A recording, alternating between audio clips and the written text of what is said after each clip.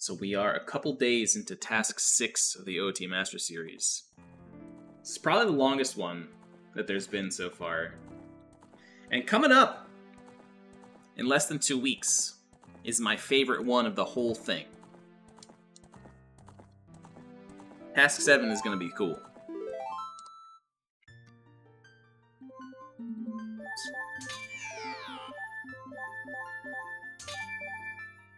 Alright, here we go.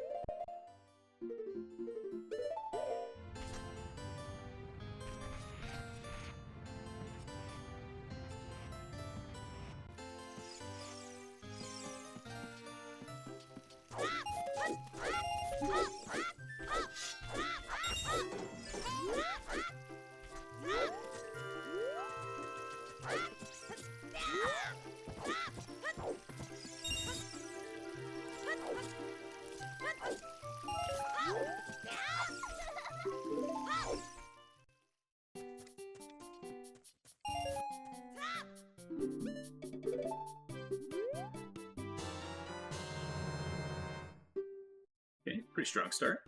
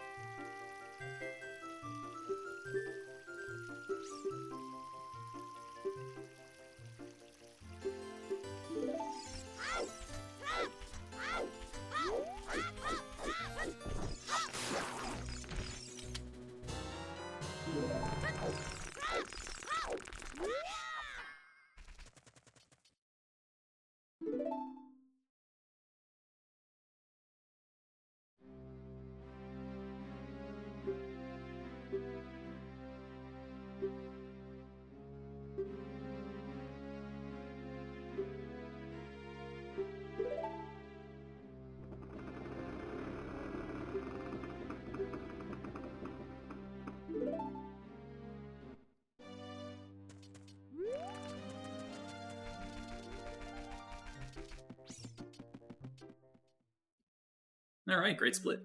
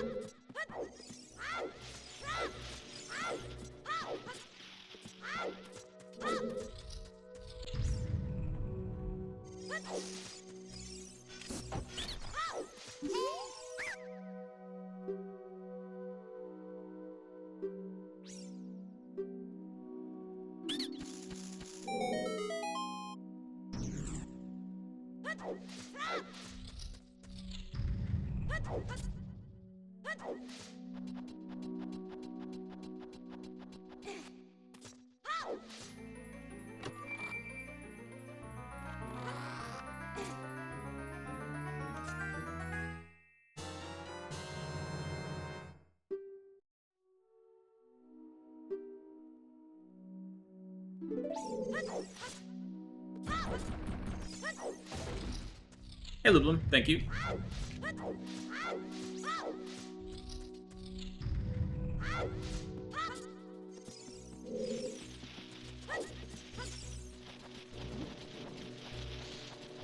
This one.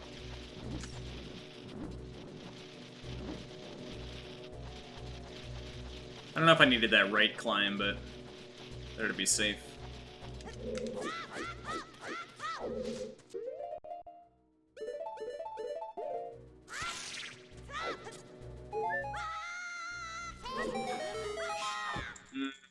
Okay.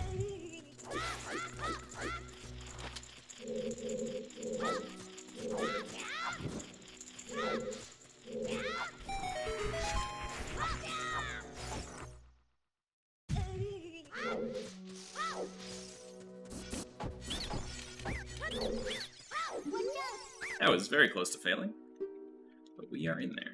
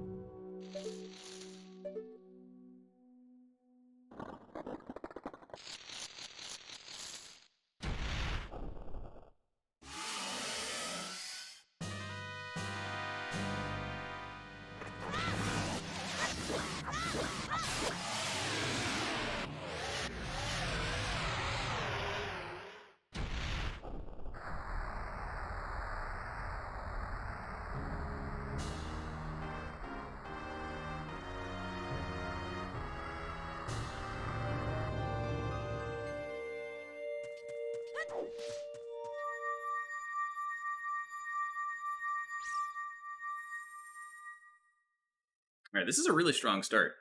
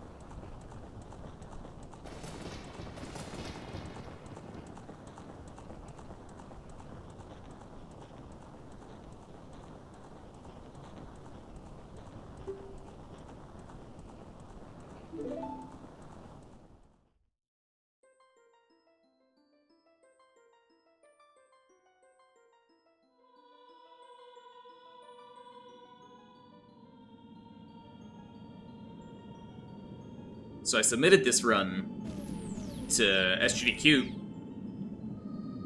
and I registered. I don't know if I'm going to go no matter what, but I'll definitely go if the run gets in. Hey, what's up, McNutt?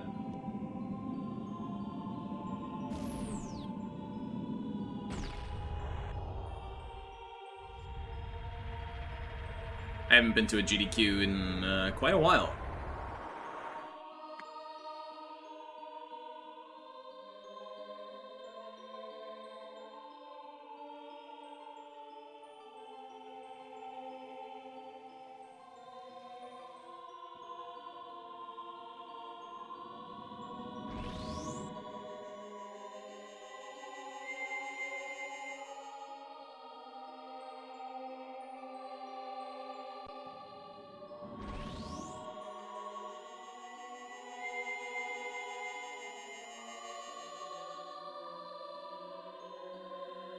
Thanks, Figs. There's a strong number of other OOT submissions, though. Somebody submitted MST. What was it? Hold on. There's a few of them.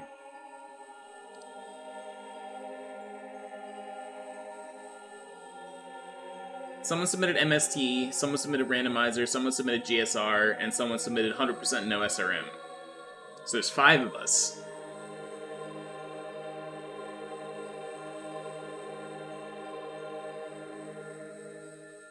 Out of those 5, I feel like I have a pretty good shot.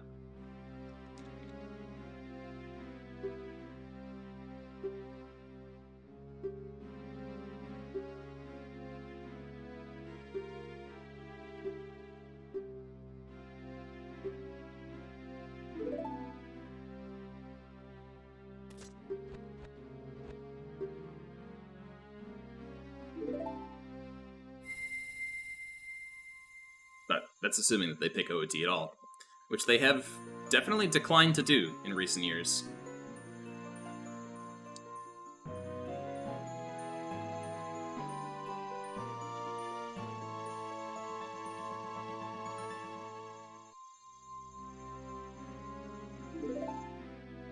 Really nice start, dude.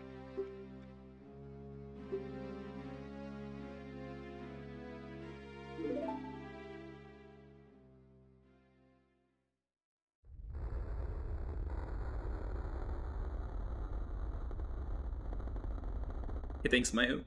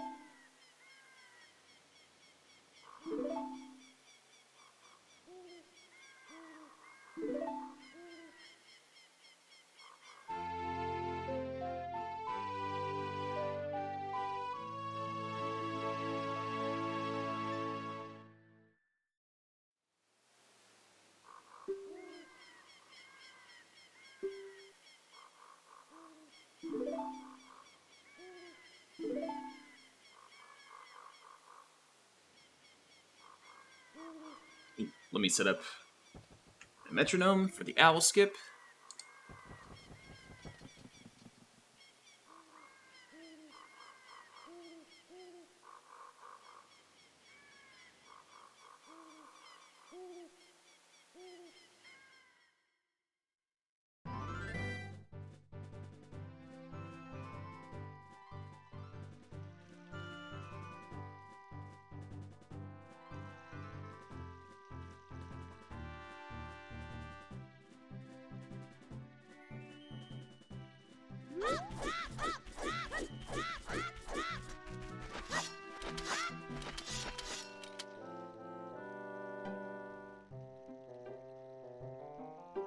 That was a very poor attempt.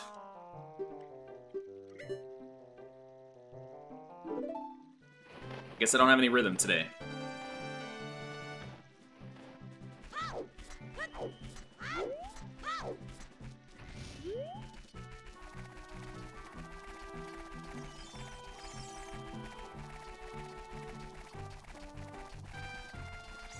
Hey, what's up, Green River?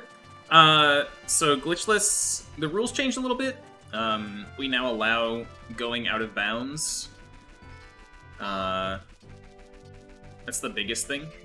And going out of bounds allows for early shadow, which allows you to skip fire and water temples, and beating forest, though we still have to visit there for the bow for Ganondorf. Basically, Glitchless Any percent stemmed off of old unrestricted Glitchless, and separated harder from what was formerly restricted, now known as all main quests. All main quests is still in the 3-hour, 40-minute range, as it pretty much always has been. But this category kind of got a little bit of a buff in order to set it apart and make it a little more fun.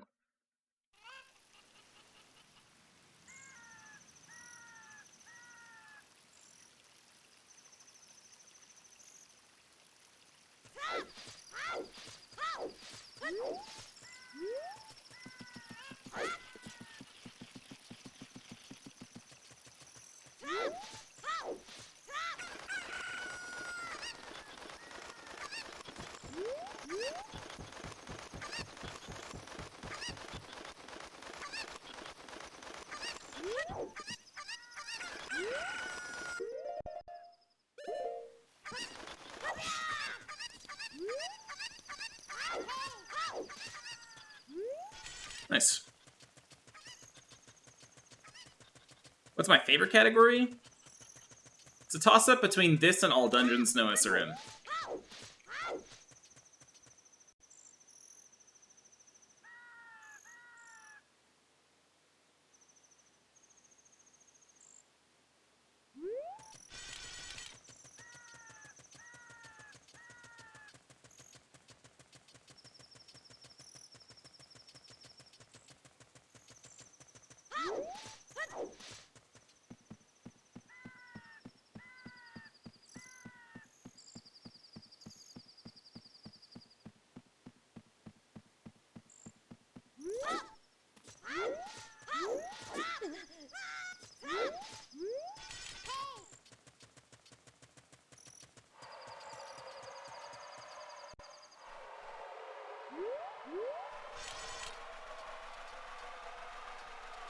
Thanks for good luck, Top Shelf.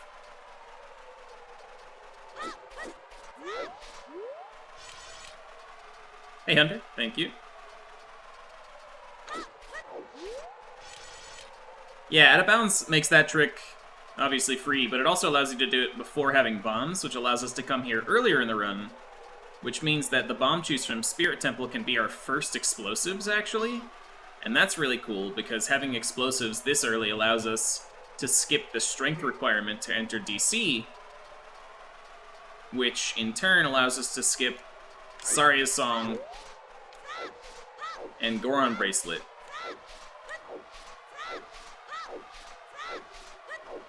So it's pretty significant.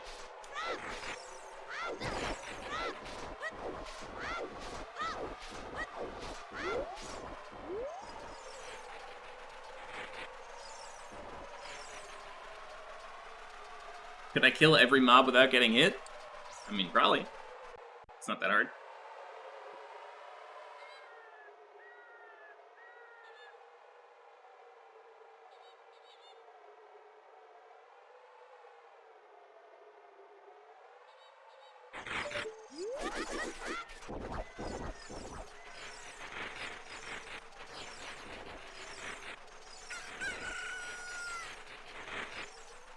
Yeah, the beginning of the run was great. I failed Owl Skip, though, so I'm losing a little bit of time right here.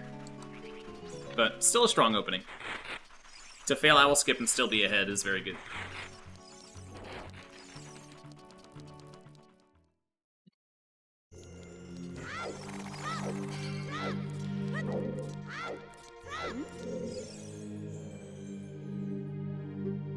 No, god damn it. So silly.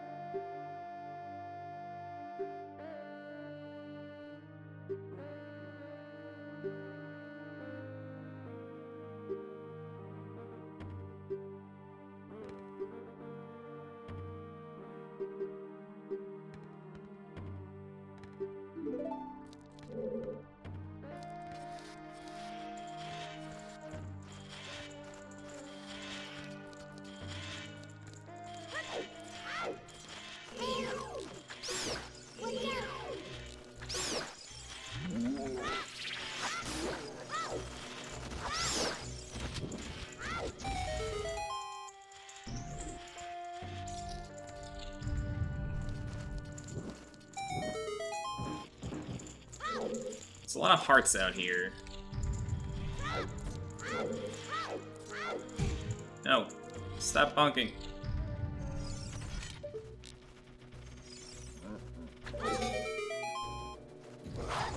Oh shit. That's not a good spot to get hit.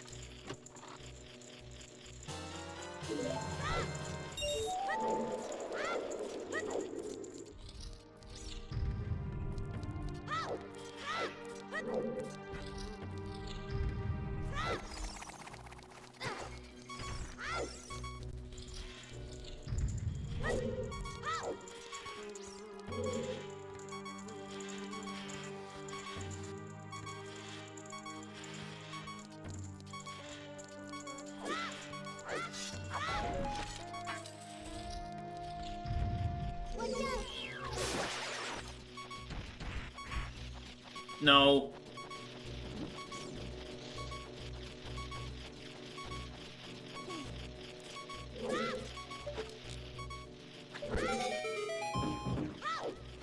Don't do it to me, fairy.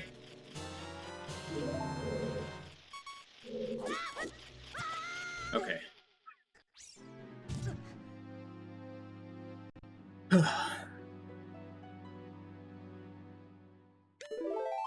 The biggest difference between AMQ and any percent is that we allow out of bounds here, as well as some other tricks that are a little bit more involved than is allowed in all main quests. And also, all main quests requires that you do some intermediate portions of the run, like it requires that you do all the dungeons and all the mini-bosses, and this is any percent, which means that anything that is skippable is fair game to skip. In particular, we skip Fire Temple and Water Temple in this run.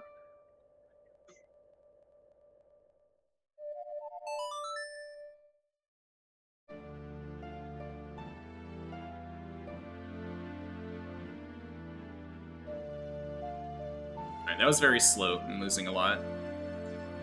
But I have a lot of time to save coming up.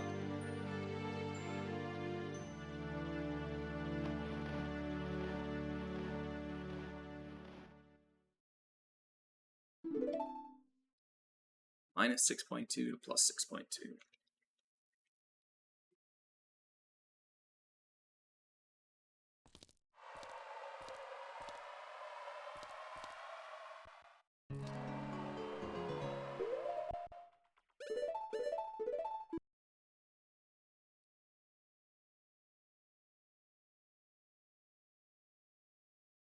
Alright, I've got 30 seconds to save here.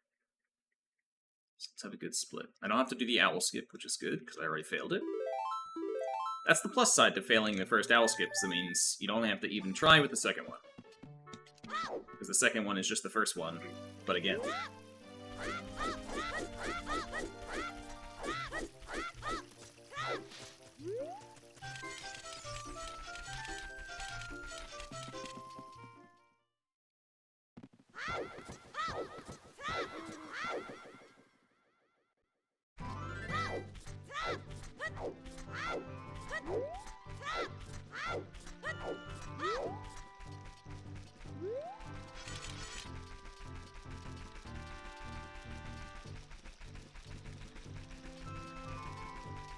This route came about because of the rule change.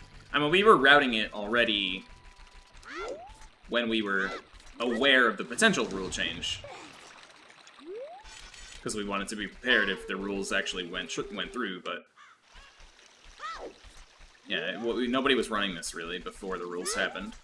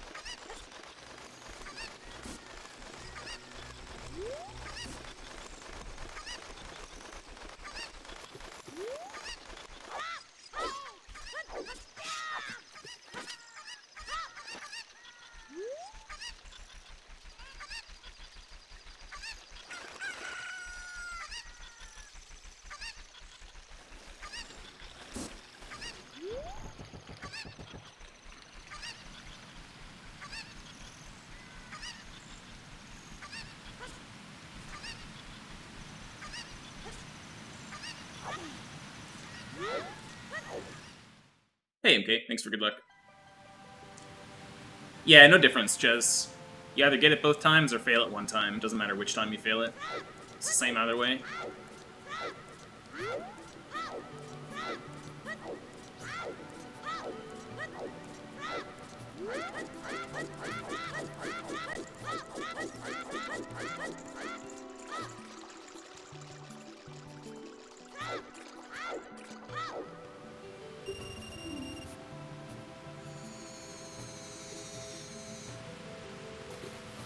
Oh god. Can I please get this one? Okay, good. Can I get this double? Oh, hell yeah. Alright, I turned this into a 3. That's really nice.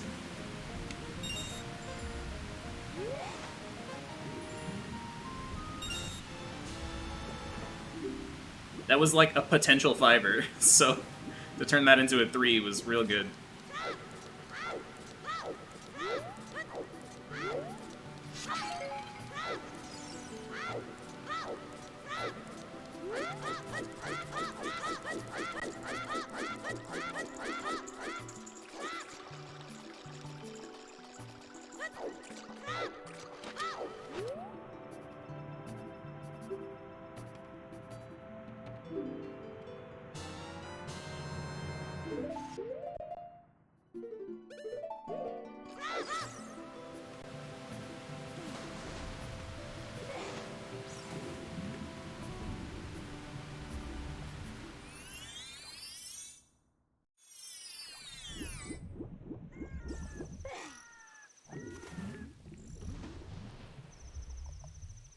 Well, the worst you can get is 5 dives.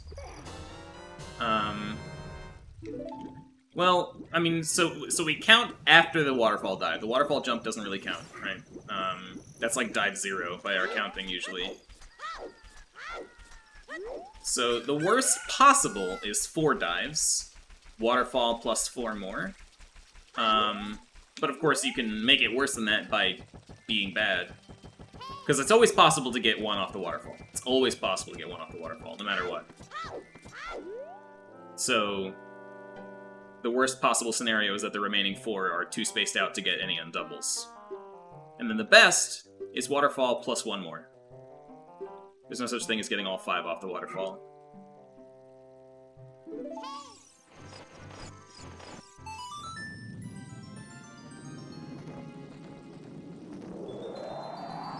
It doesn't, River. Yeah, this route it's pretty good on cutscenes. I mean, it still has Decatry cutscene, you know, it still has Zelda's Lullaby, you know, the basic ones, everything after a dungeon. But, cutting out Saria's Song and Goron Bracelet are really good.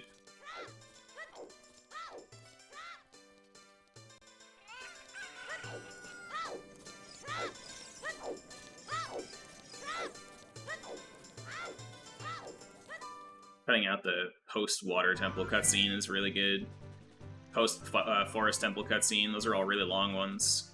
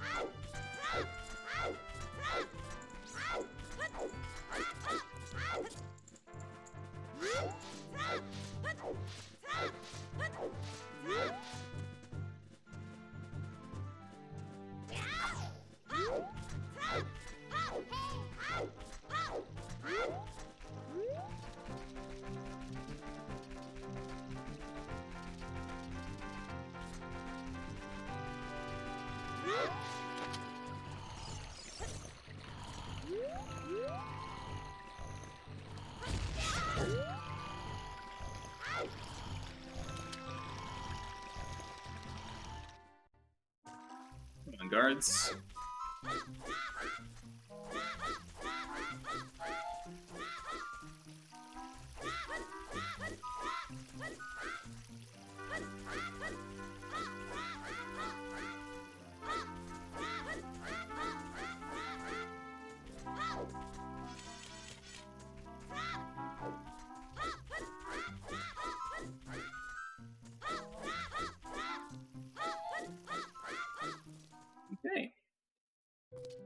Gotta run.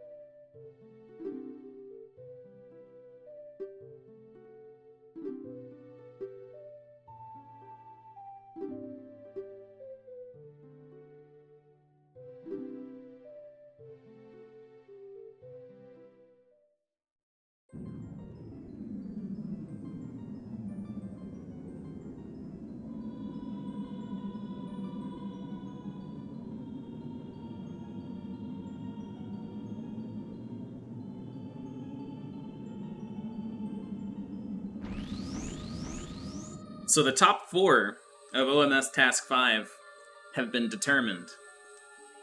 And once again, between the top 4 and my benchmark, there will be 4 completely different routes showcased on the results stream this Sunday. I think it's going to be pretty cool to see what everybody does.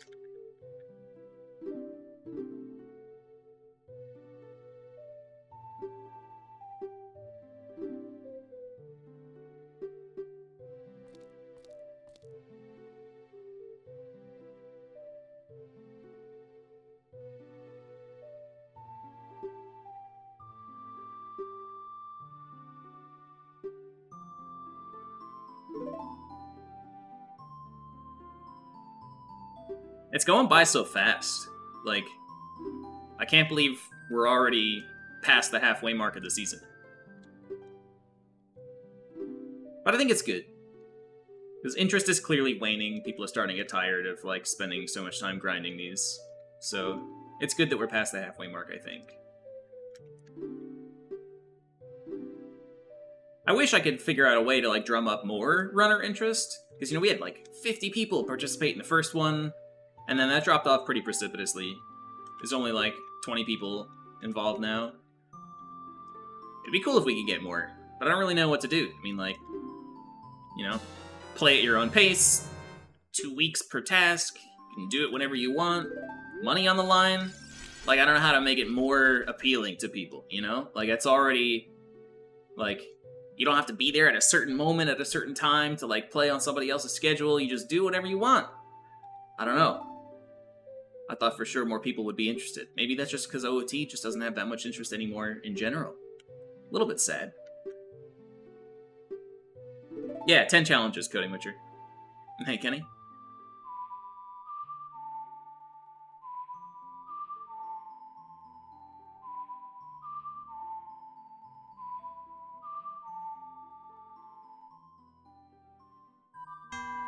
Come on.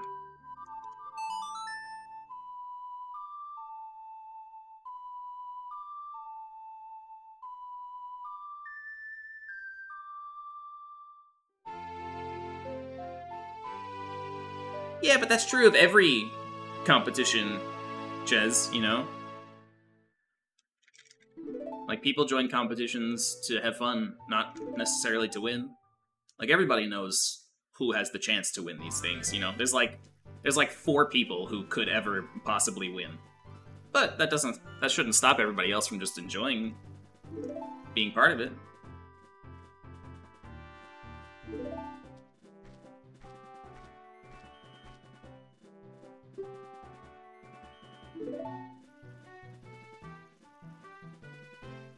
Yeah, I get that, Kenny. But, like, with OCS, right?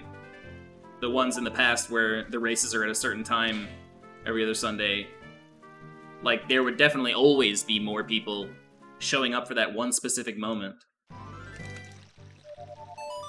than there are people participating in these, where you can do any run over the course of 2 weeks whenever you get a moment, you know? So it's hard for me to understand where that disconnect comes from and how to address it and how to make it more appealing to people so they do participate.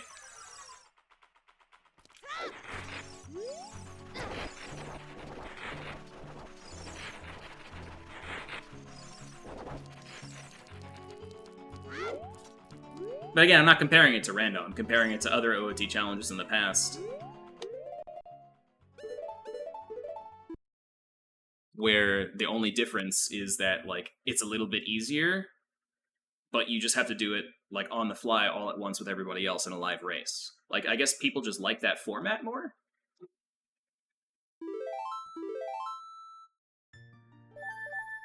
Because those always garnered more interest, you know?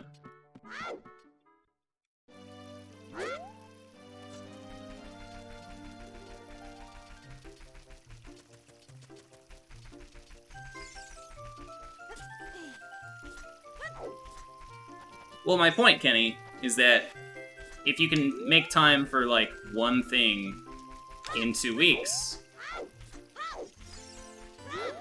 like, those always took longer than these do, you know? That means you can still just do one run in these 2 weeks. Except whenever is best for you, rather than at a specific moment determined by somebody else. I don't know. I'm not trying to sound salty about it. I'm just like, I don't know what to do to make it better.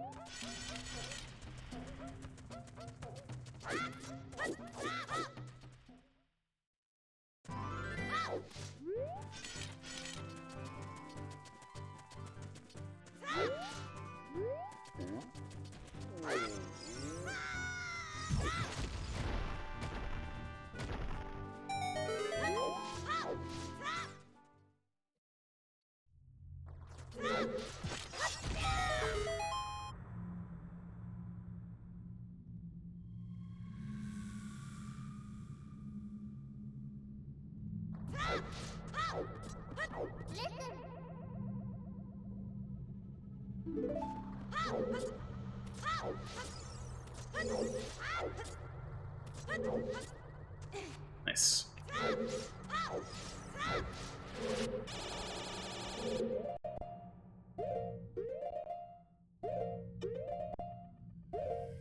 I hope this works. Okay.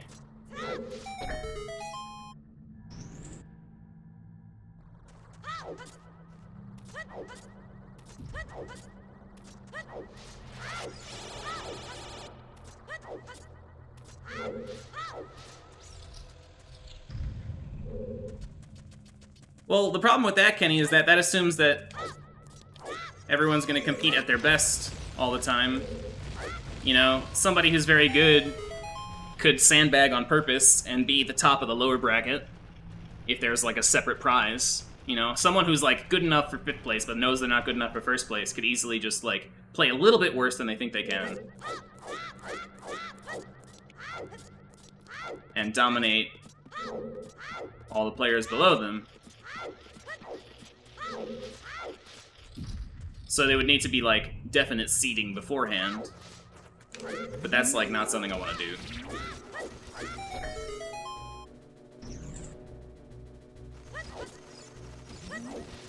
Because then you're basically just ranking everybody.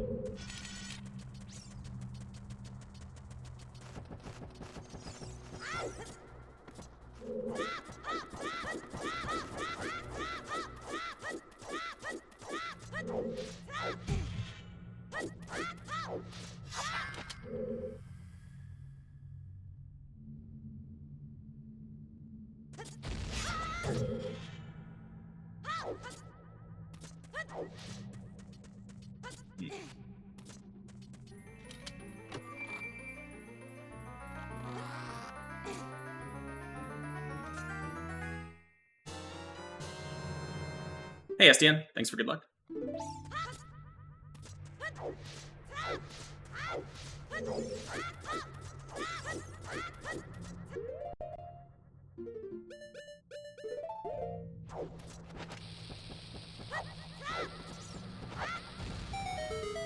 Yeah, I know people like watching live races, right? which is why I wanted to do these results streams every 2 weeks, so that, to give the viewership the same experience that they would get from live events. But I don't know, is it a psychological thing? Like, you know it's not live, therefore it's not as cool?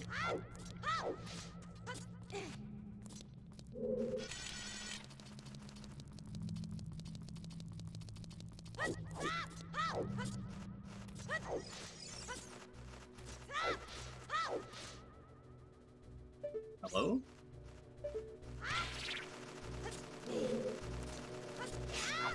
No, fuck.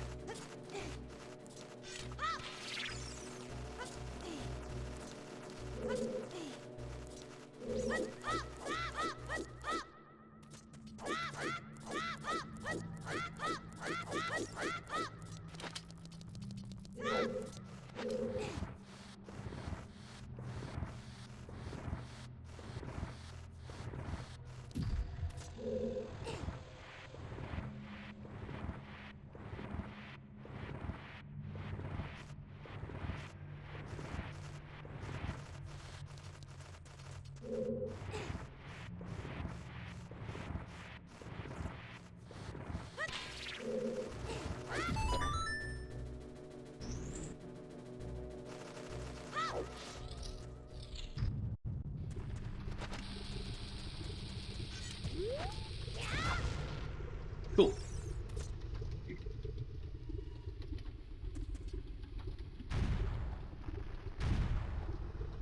Hey, Eric. Thanks for good luck.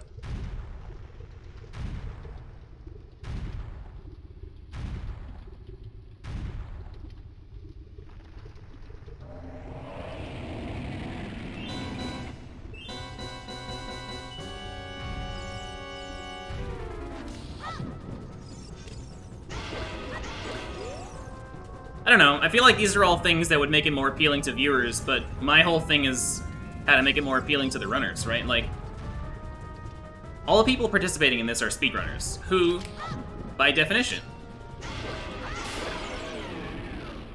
speedrun asynchronously, on their own time, all the time, right? There are tons of OOT speedrunners who do that.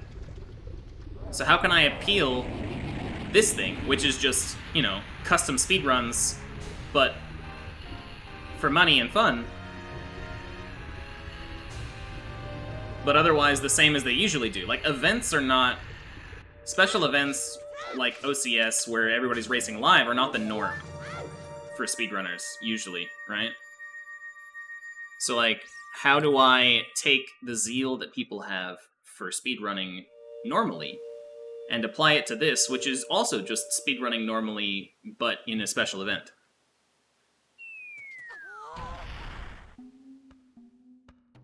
No, I don't think there's anything wrong with it, Kenny. At all. I just want to try to figure out how to appeal to more participants. How to get more people involved. Because, you know, like 30 people who participated in the first one decided that they didn't want to do it anymore. So, like, what was that decision based on? I mean, it may just boil down to the challenges are not fun enough, and that's totally on me. But, I don't know. I just don't know. That's why I'm wondering out loud.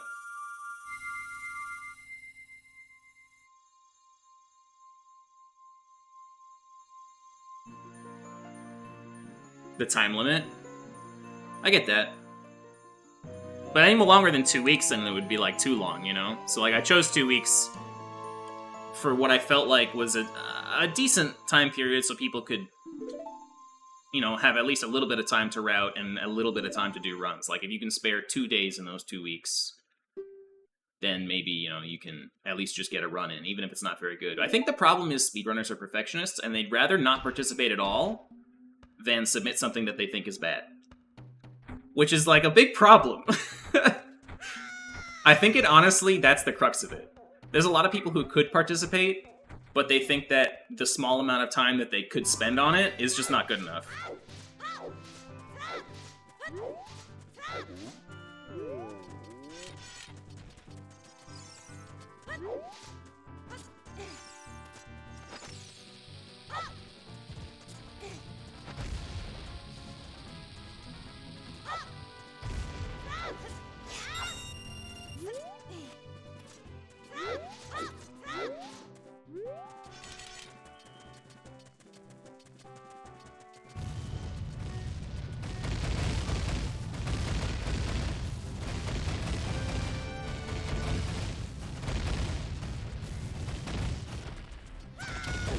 Really?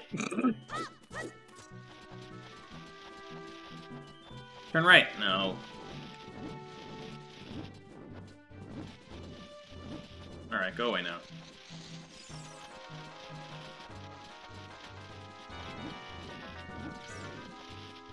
My goodness. These guys.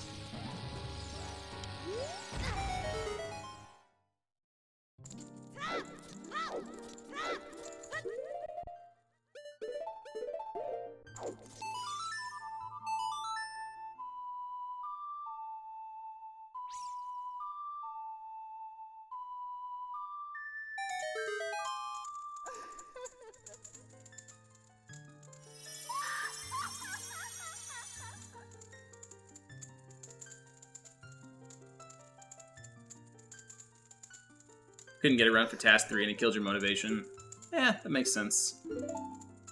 But then how does that reconcile with, like, losing runs literally 99% of the time in normal speedrunning? Right? And then, but still wanting to do it. Like, those two things don't add up to me.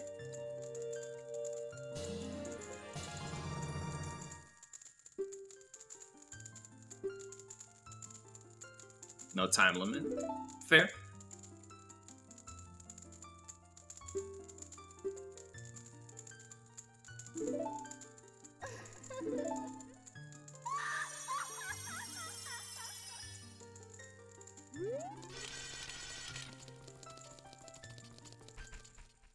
So maybe this format is just doomed.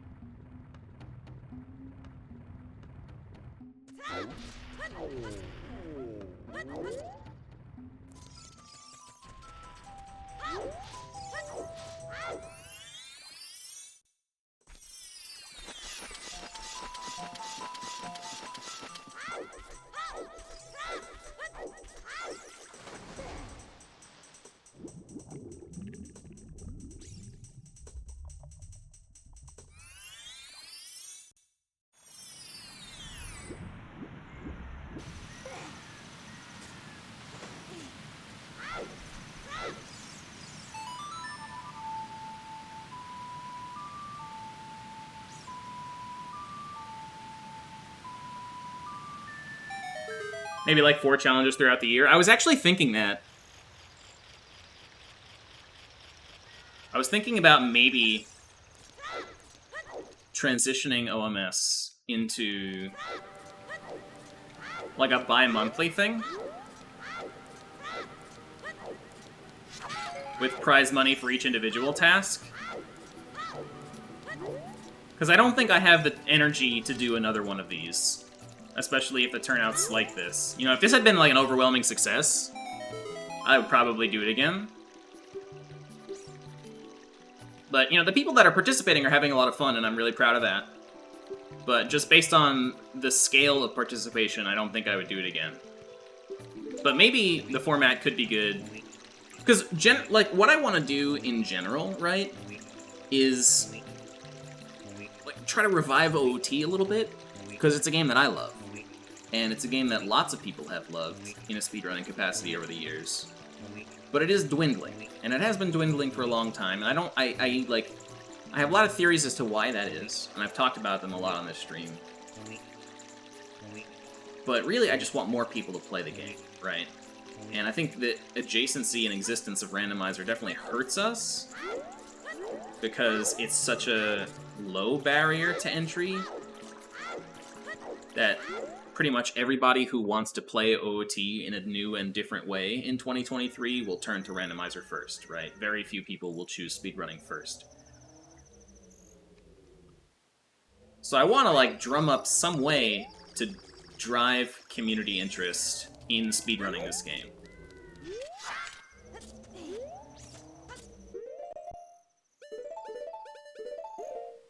And I was kind of hoping that OMS would do that. And a couple people have joined OMS that haven't really speedrun much, which is awesome. But not many.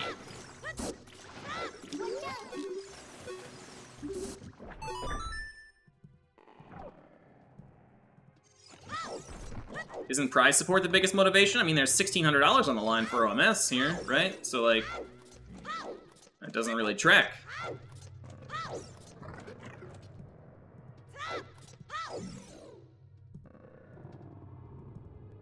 What are my theories as to why OOT is dwindling? My theories are that it's not easily digestible from a newbie perspective, right? A new person can watch a Mario speedrun and know exactly what's happening 95% of the time and be like, I know exactly why the person I'm watching right now is highly skilled, because they're doing basically what I would do, except way better and way faster, right? Most of the time. For Ocarina of Time and lots of Zelda games, it's just not true. Most of the time, if you're watching a highly skilled OOT speedrunner, the question on your mind is, what the fuck is going on? And that's just doesn't... Like, it's cool to watch, and OOT has pretty solid viewership, but it doesn't lend itself well to making newbies feel like they could start. Right? We could have all of the infrastructure in place to get newbies started that we want and to make them good very quickly, and we do. We have tutorials, we have the practice ROM, we have the most helpful Discord on the face of planet Earth. But at the very crux of it, these people have to decide to start themselves. And most people will never make that decision because most people have no idea what they're watching most of the time. And it's just such a big mental barrier to be like, and I have to learn all this crazy shit, you know? And like, you know, most of it isn't that hard, execution-wise. OOT isn't a particularly hard game at the top level. But it is a very cerebral game, and all of the skill is abstracted away into these glitches that you can't understand what's going on without being explained to you. And I think that really works against OOT. And over the years, as the game has become more and more like what I'm saying, this problem has just compounded more and more, and led to fewer and fewer people picking up the game, and so the outflow of old runners is greater than the influx of new runners. I'm like 100% sure that this is exactly why OOT isn't more popular. So people need incentive to spend their mental energy to learn the game, right? Which means it needs to appeal to them more. But I don't know how to make that happen.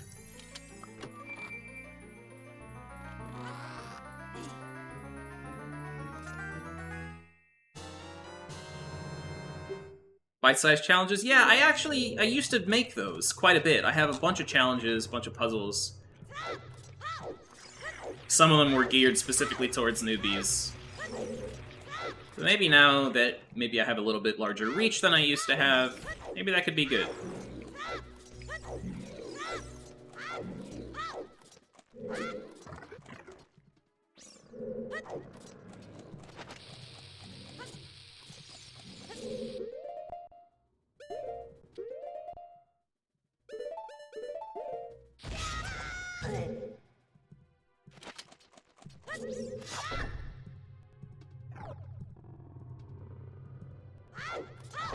God damn it.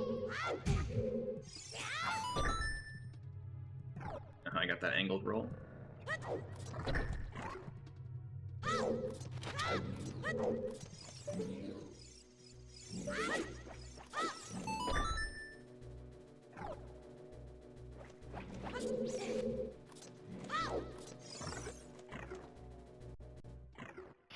People don't care about speedrunning in general. I mean, speedrunning is clearly not the biggest hobby, but, you know, just speaking among people who are prone to speedrunning in the first place, OOT is not a popular game.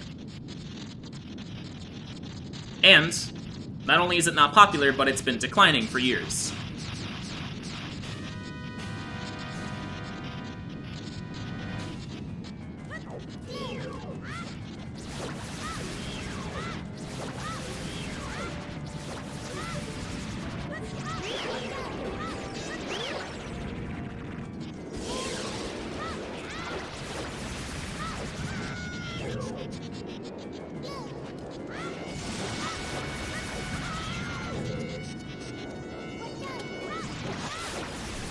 Is Mario 64 more popular? Like 20 times more popular, and that's not an exaggeration.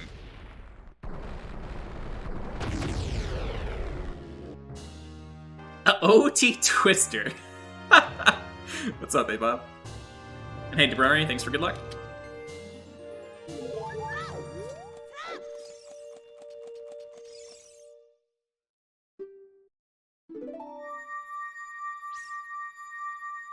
And hey Koala, thanks for good luck.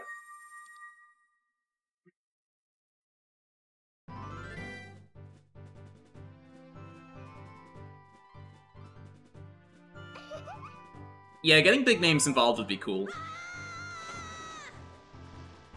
But I don't know how to accomplish that.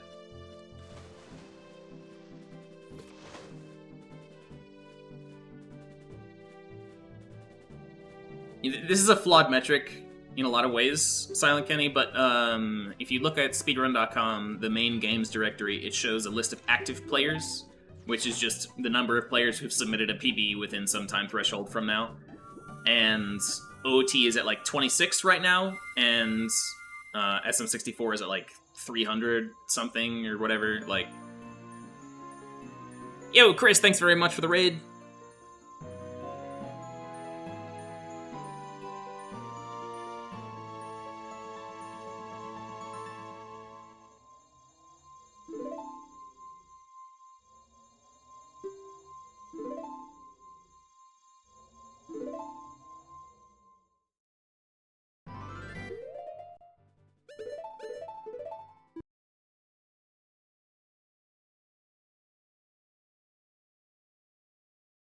Yeah, no problem, Chris. Glad you're enjoying it, dude.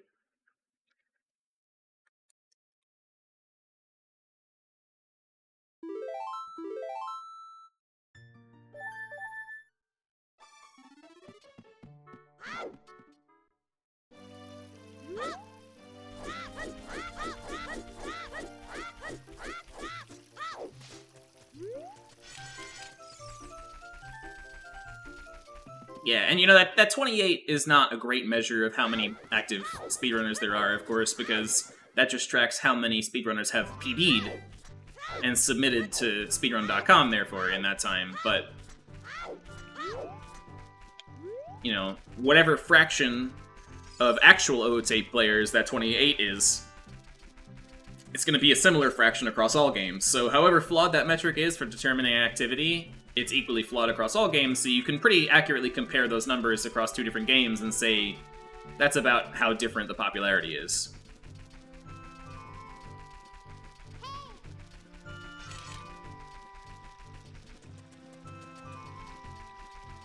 So while OOT may have more than 28 active players, like it says on the site, OOT being 15 times less popular than SM64, as it says on the site, is probably pretty accurate.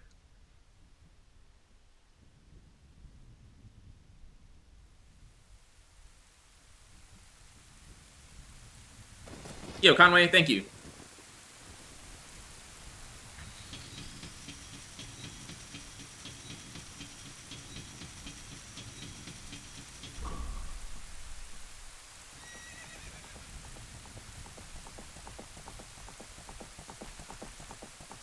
What's my favorite part of this route? I don't know. It's probably pretty even across the whole way, but I really like Shadow Temple.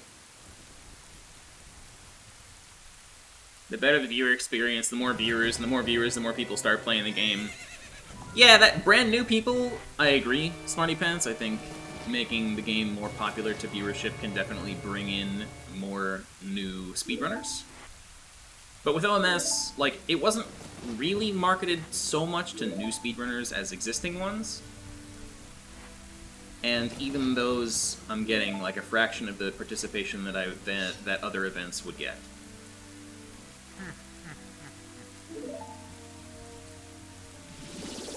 Because, like, no doubt, the LMS challenges are a little bit more difficult than you might find in from an OCS race from years past, right?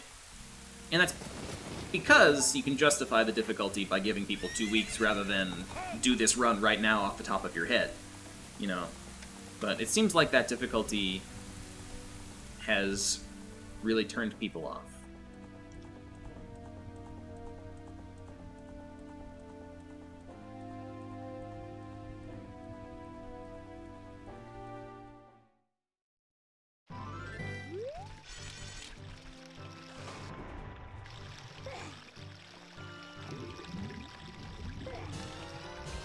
Very nice. 101.35. Might be my fastest run ever to this point. I'm not sure.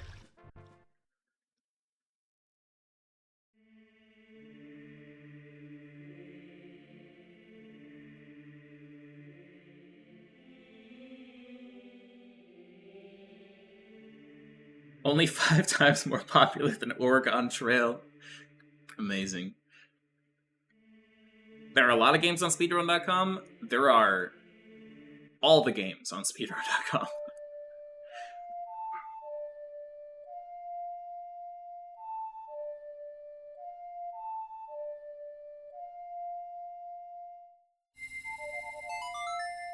Anyway, that's my spiel from an old man who's played this game for a decade and watched the speedrunning community wax and wane. Seen people come and go. And that's what I think about it.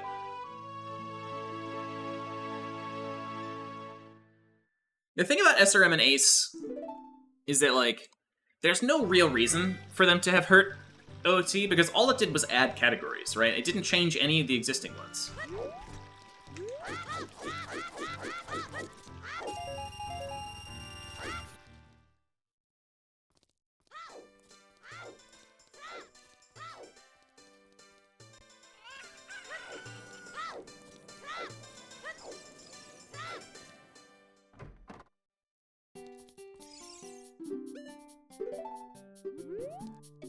Oops.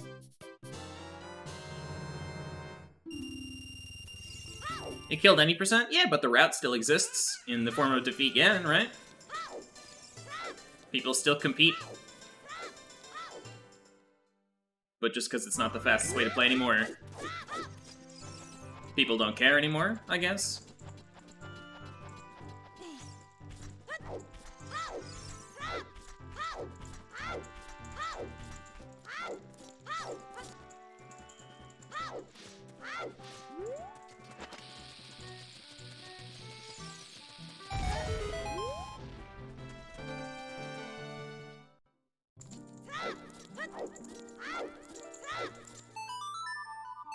That's not true, Kenny. Fastest any percent route is on WeBC. Arguably the most accessible way to play OOT aside from emulator. Do I enjoy attempting faster times or learning new or different routes? I definitely enjoy grinding for perfection. That's what I usually do. I usually spend months on one category before moving on.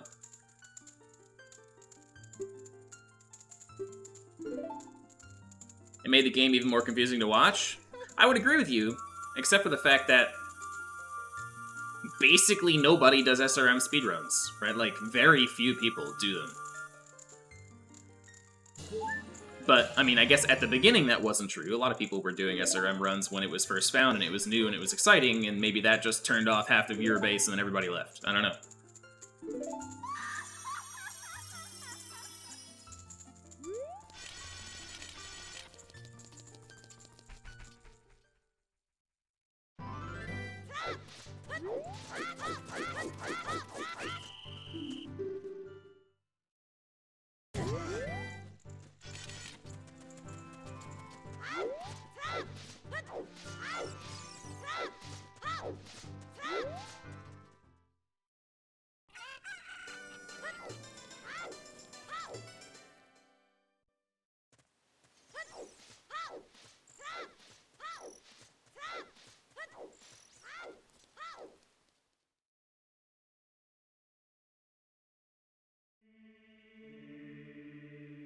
That was the any percent route for like a few minutes. Like 2 years ago, Kenny.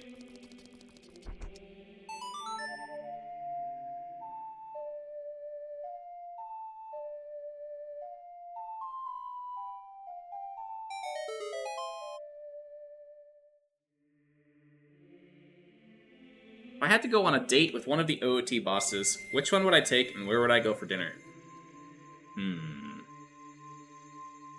Are they chill with me?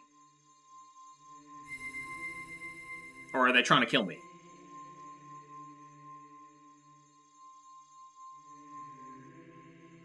Okay, okay. I'm gonna say...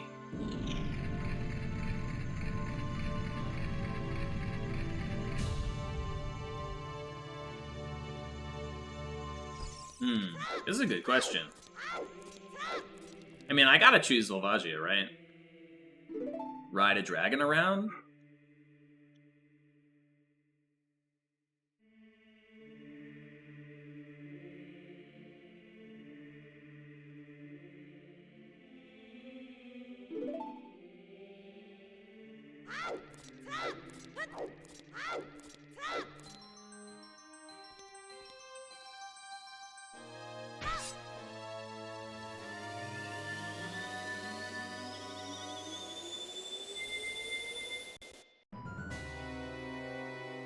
Oh, I'm burning to death? I get contact damage from my date? That's rough.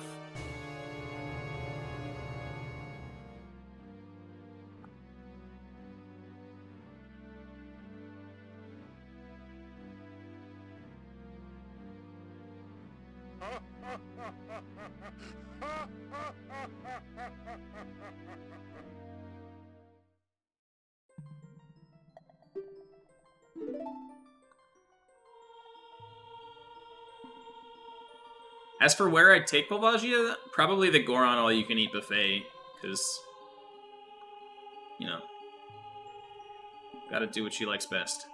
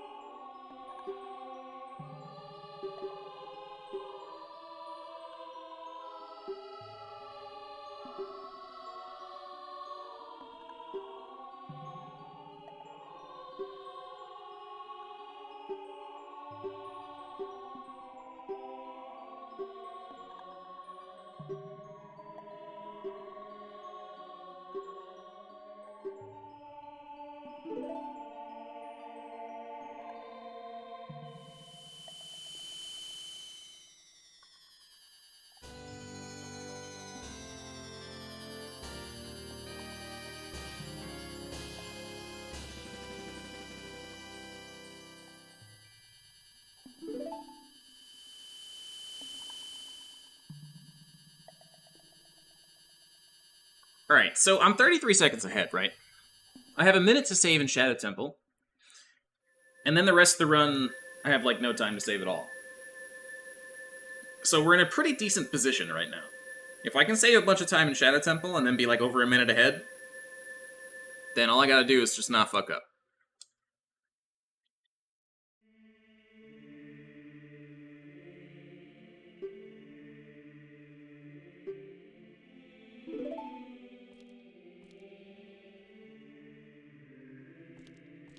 Yeah, all I gotta do is just not fuck up. You know, the one thing that I just shouldn't do all the time.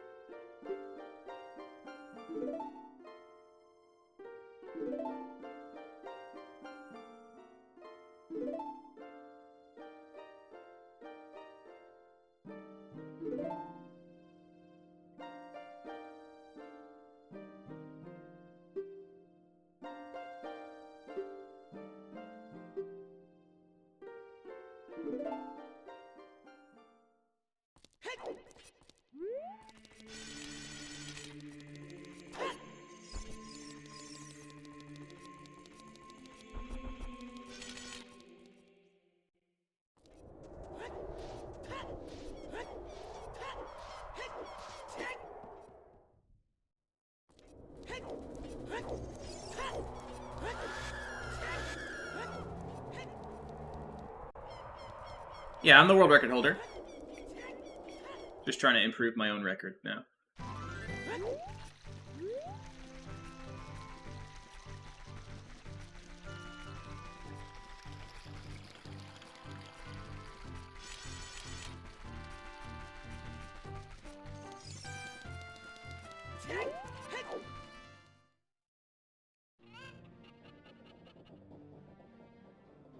Yeah, AMQ is my plan after I get to 211.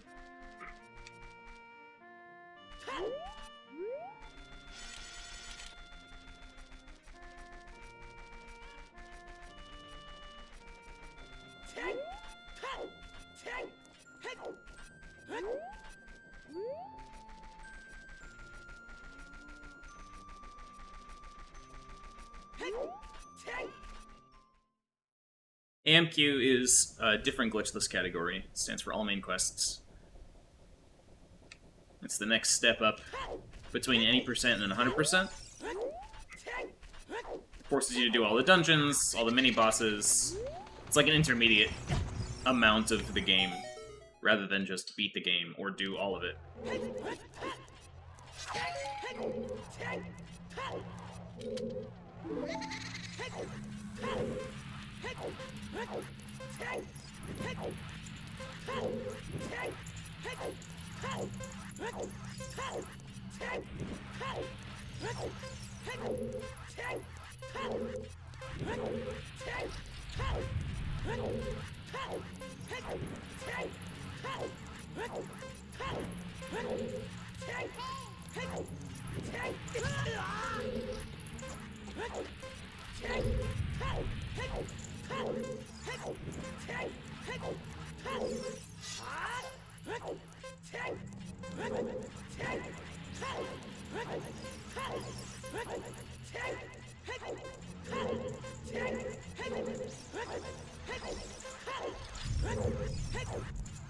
Alright, 48 with a flame is good.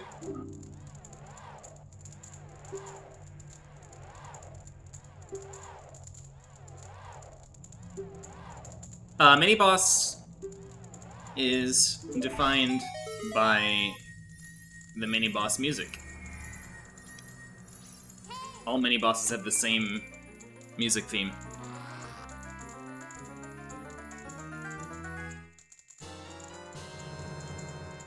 Yeah, it's not all mini-bosses, but all mini-bosses in the dungeons that are required. So all mini-bosses in the main dungeons.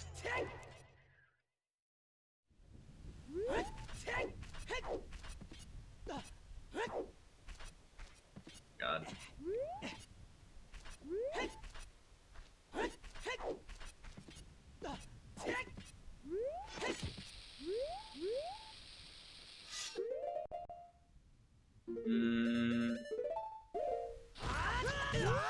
Okay, that was first frame, that works.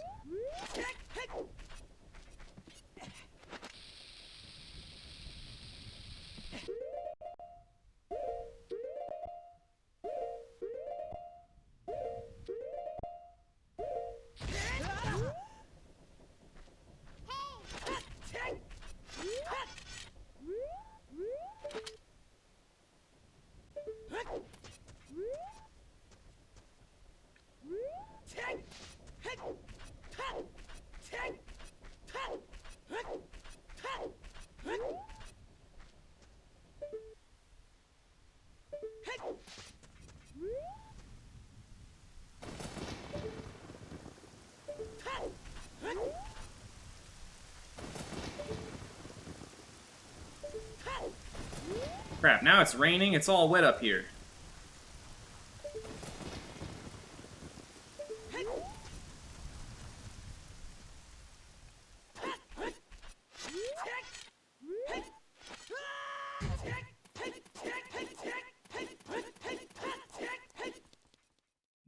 Yeah, I didn't split, my bad.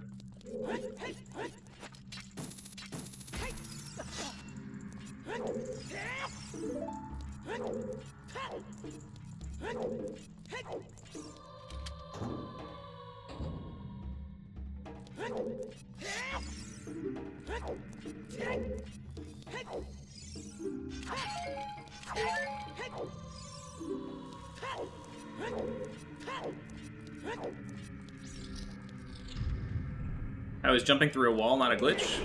I don't know. It is, but I didn't jump through a wall.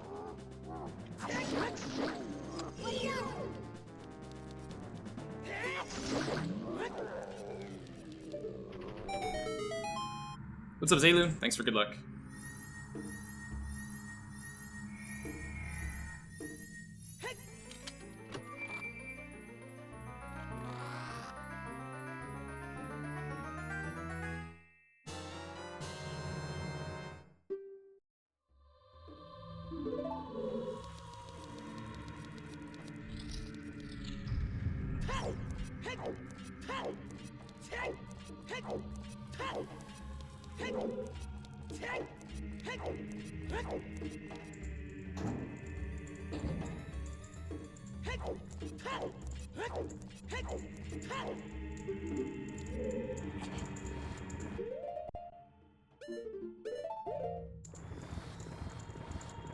First try.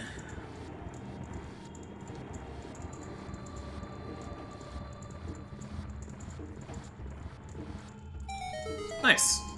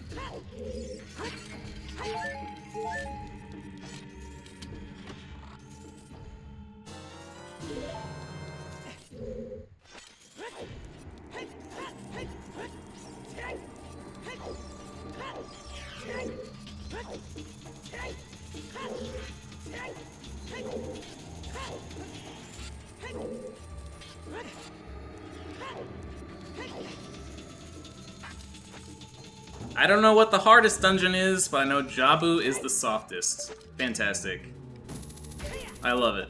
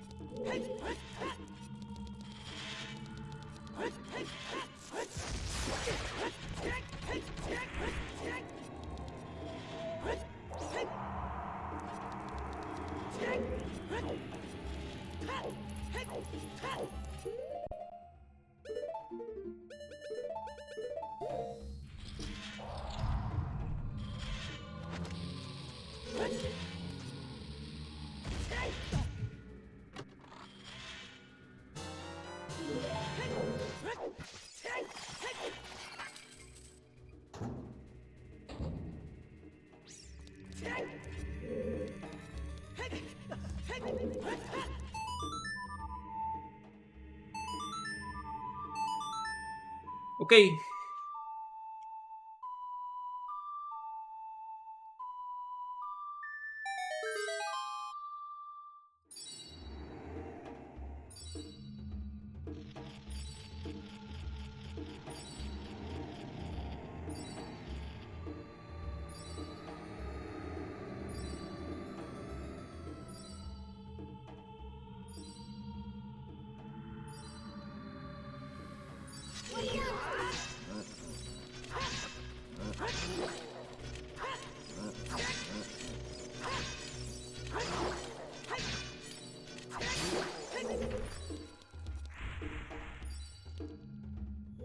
Okay, I didn't spawn the second Stalfos, that was good.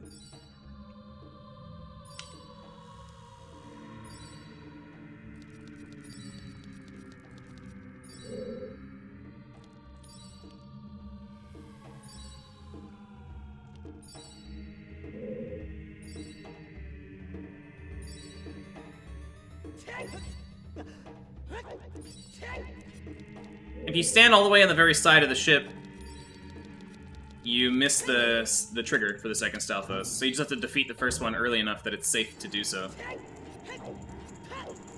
So I always skip the second Stalfos. I was just happy that, even though it took me a while to beat the first one, I was still early enough to get to the side of the ship in time.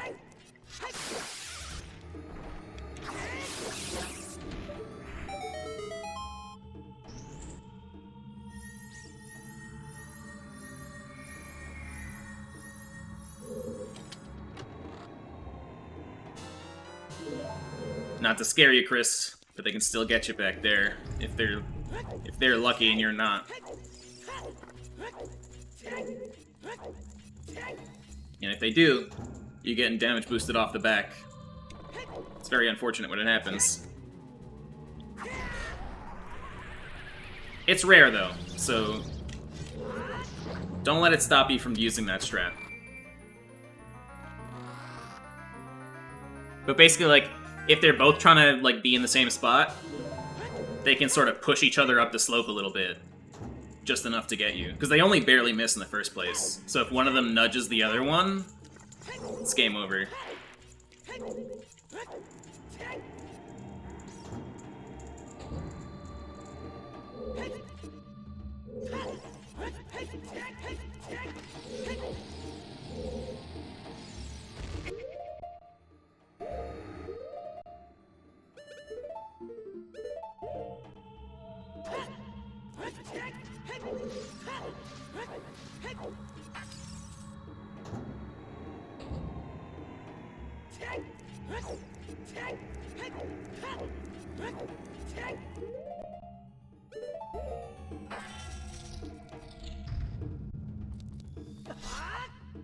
Okay.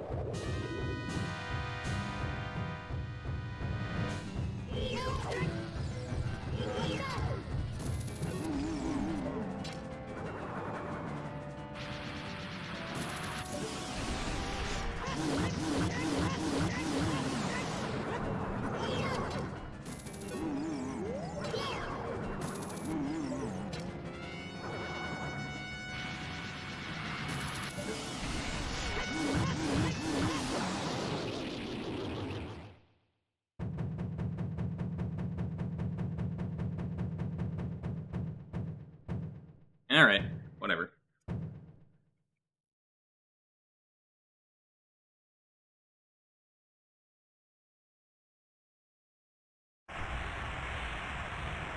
Yeah, Glove Talk, exactly. We're allowed to go out of bounds now.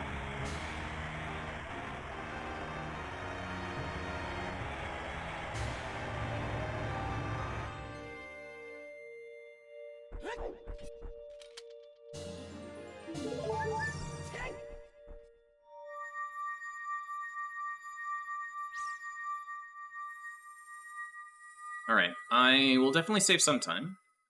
Just the 2-cycle bongo was not great, but definitely save some time. We'll probably be somewhere around a minute ahead.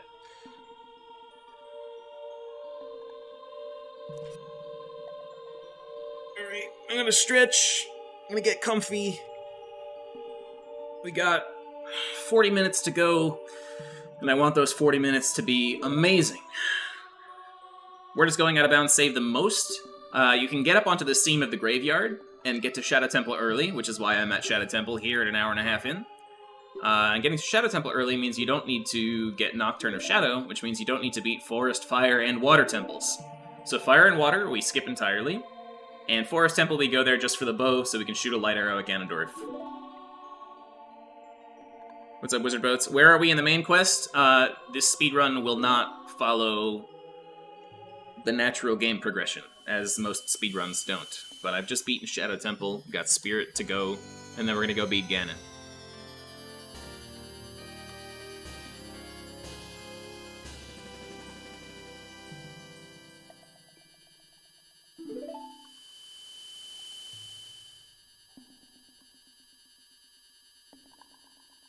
Minus 108, dude. Here we go. This is the run. This is my run to lose. There's no major mistakes from here on out, and I'm done.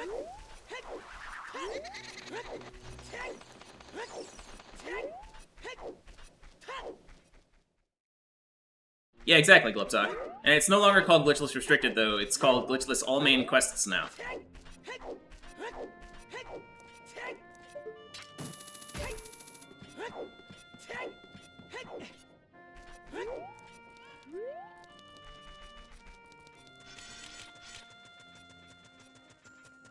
And this one is simply called Glitchless Any %.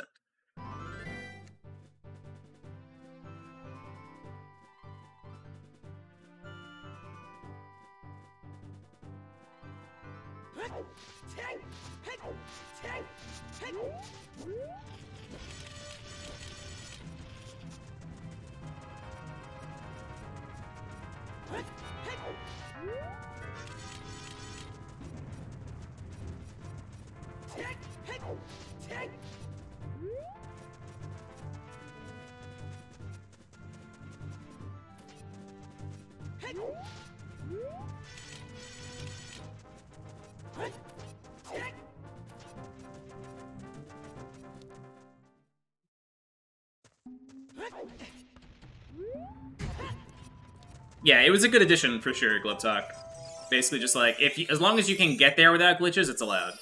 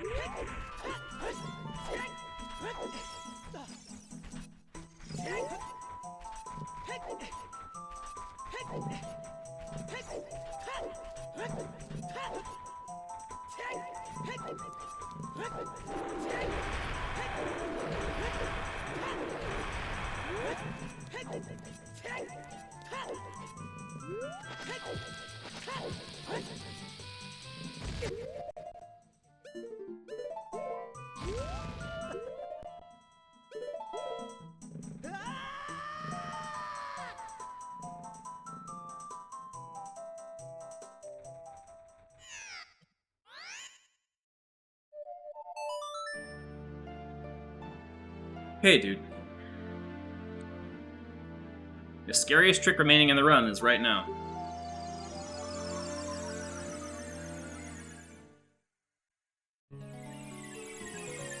And doing it with nerves is hard enough. Or doing it without nerves is hard enough, but doing it with nerves, this'll be interesting.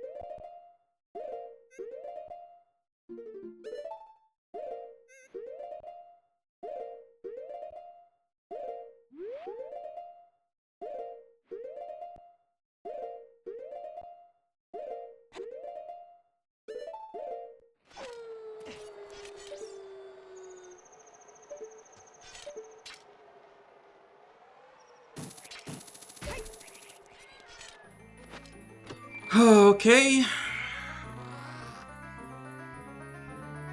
I held my breath the whole time?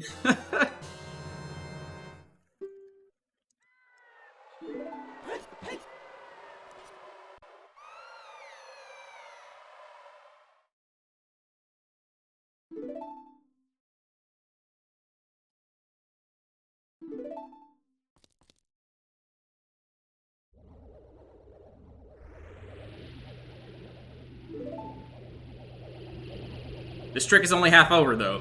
Luckily, there's a nice little cutscene in between to punctuate it and let me gather my wits.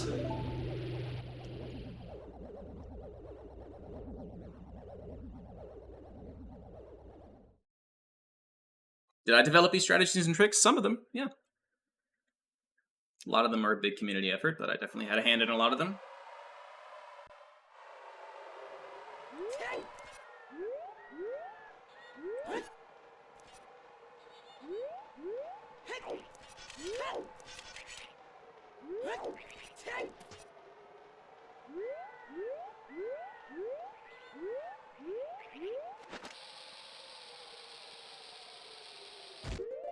Two more. That was two. One more.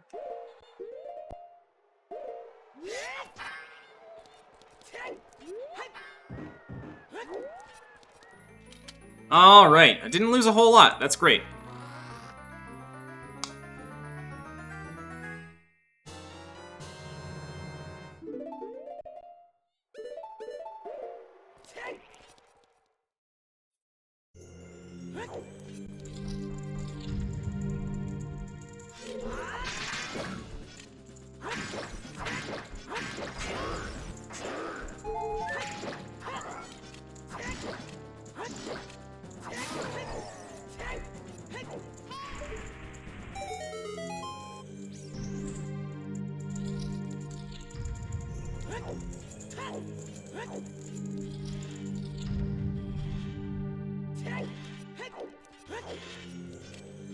Hello?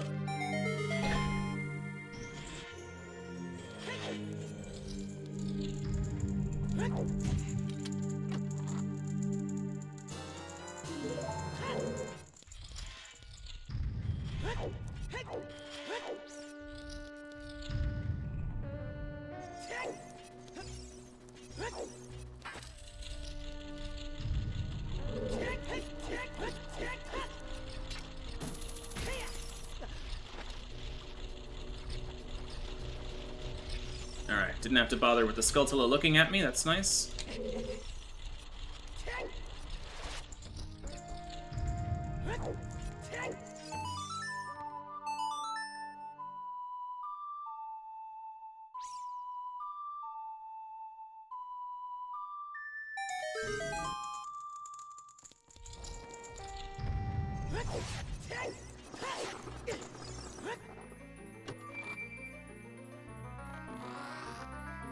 But if I get 21101, then I will be extremely proud of myself.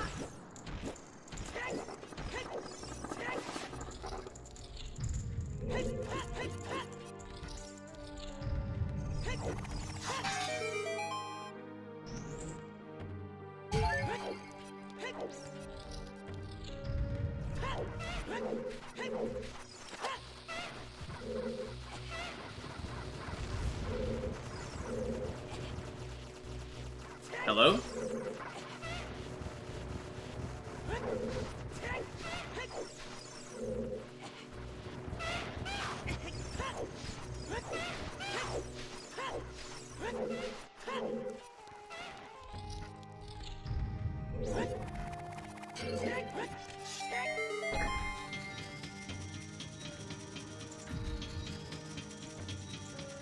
What's up, Joe?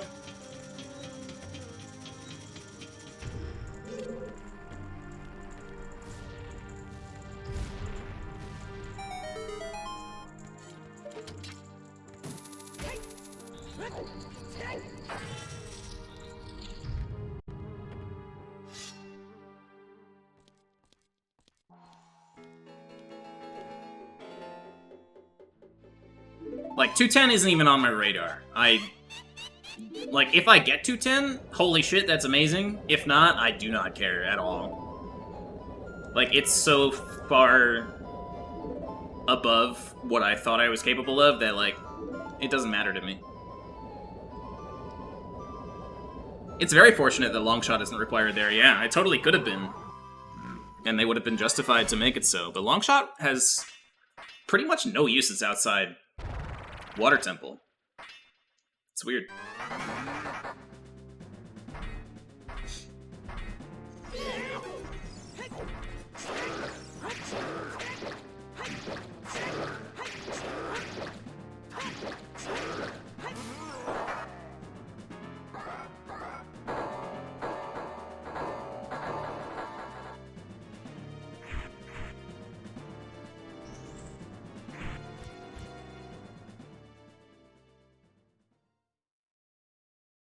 Gotta make it hard for Count LG, yeah. Whenever Count shows up at this category, I want him to at least have to break a sweat to beat me.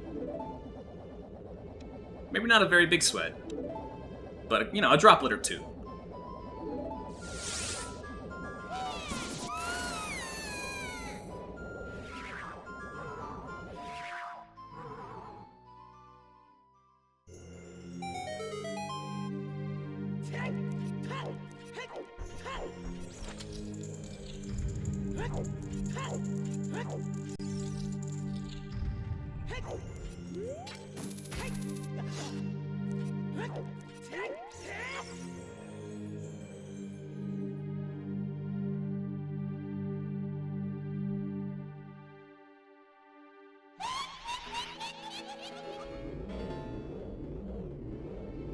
Maybe a whole month.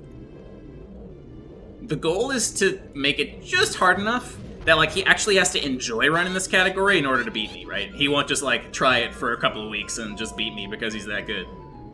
He has to want to stick with it. Hey, thanks, Joe. I appreciate that, dude.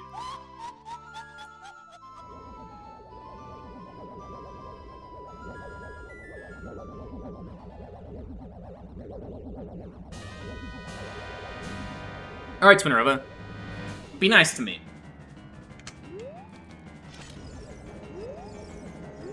Okay, alright. Ice is going here, which means I have to make sure fire doesn't go anywhere.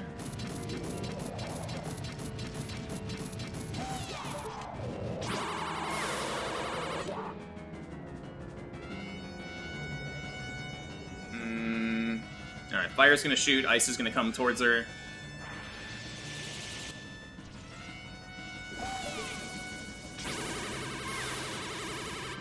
Ice now owes me a shot, which is good. Where's fire going? Straight to the platform?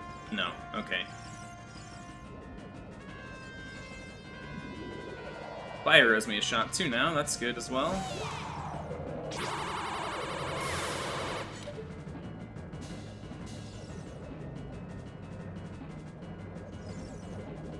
Oh boy.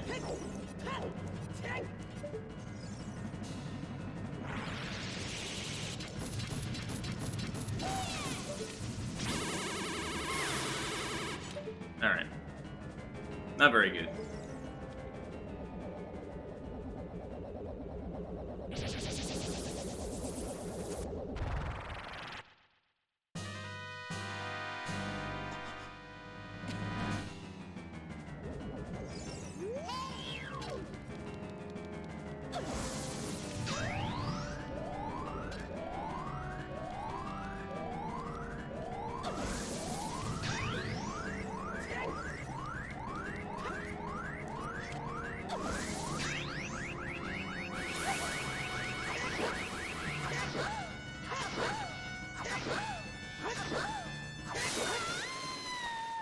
Okay.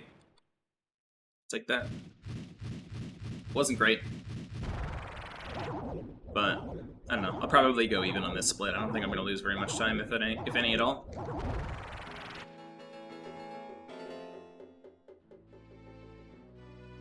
Alright, final half hour.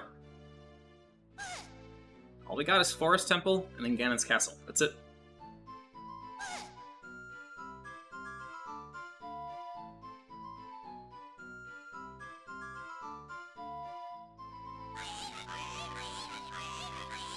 So Power Crouch Stab is basically a glitch. It's weird though. It's like, you know, glitch is generally like they programmed something and they programmed it wrong and it doesn't behave like they intended it to, right?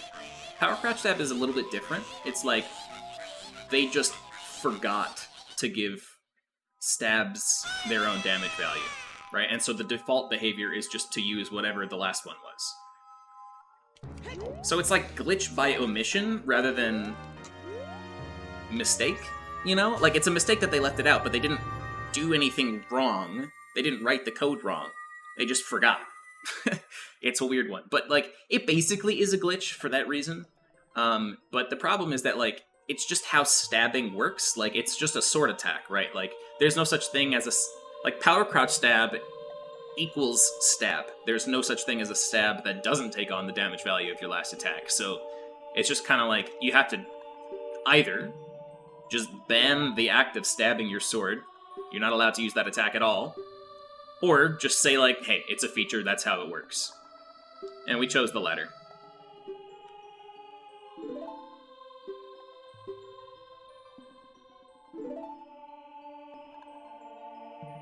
What's up, Link? Thanks for good luck. So we all pretty much acknowledge that it's a glitch, but it's also one that's just too stupid to ban. Because the only way to ban it is just to tell somebody they're not allowed to stab their sword ever.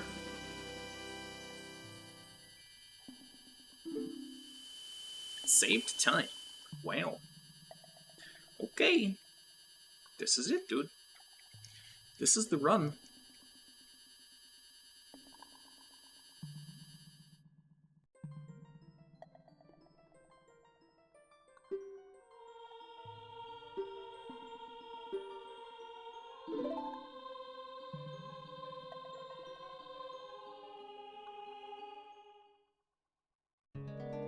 Yeah, Power Crouch Stab, it's a pretty unique case. It's like the only thing in the game that we treat like that.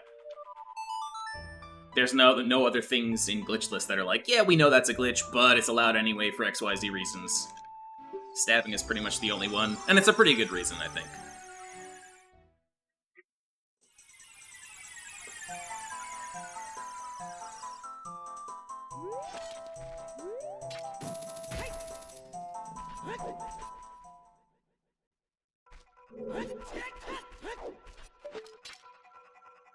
Ain't no someone with iron boots in this category. Take that up with the restricted people.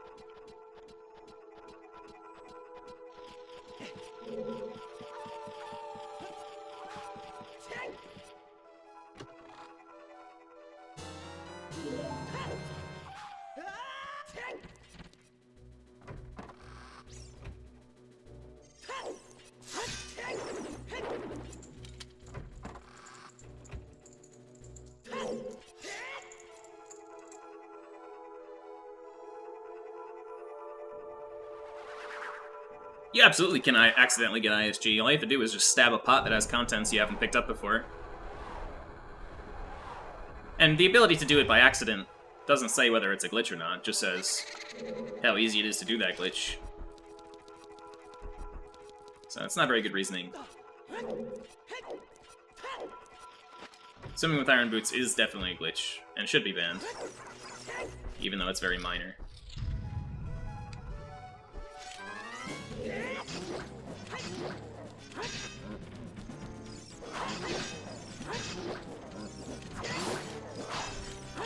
What the fuck?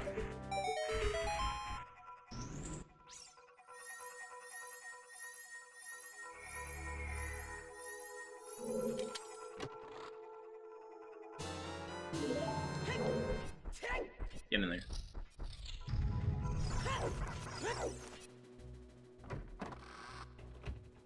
This is Wii Virtual Console, version 1.2.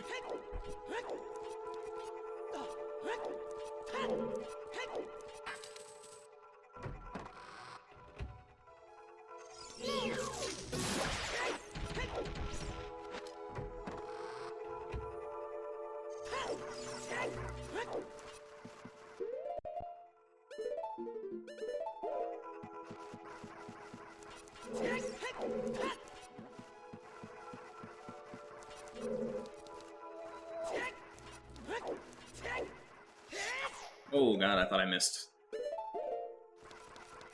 That would have been a shame.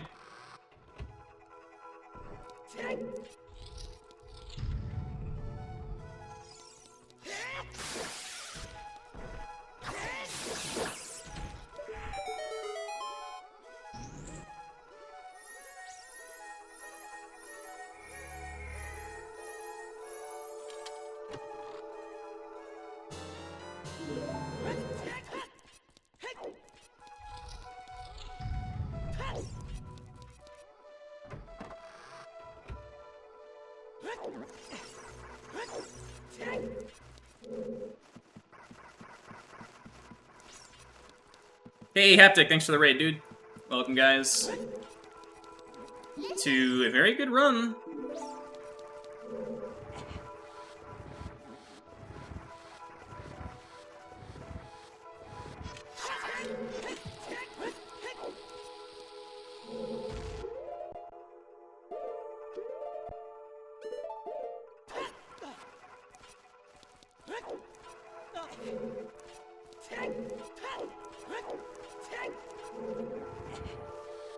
Haptic, how was your stream, dude? What were you doing today?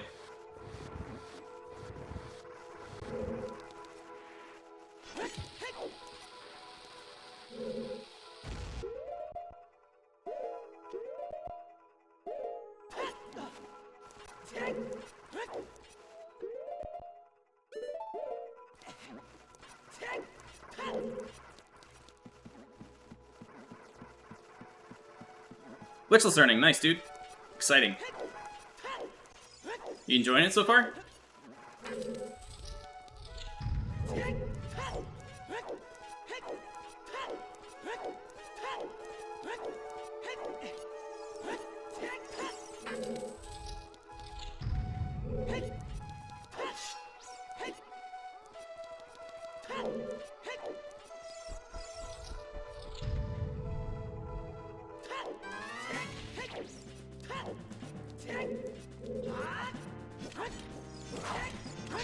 Oh no.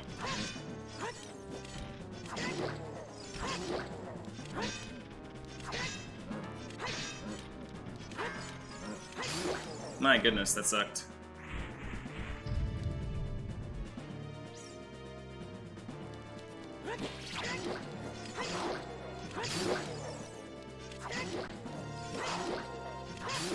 That helped.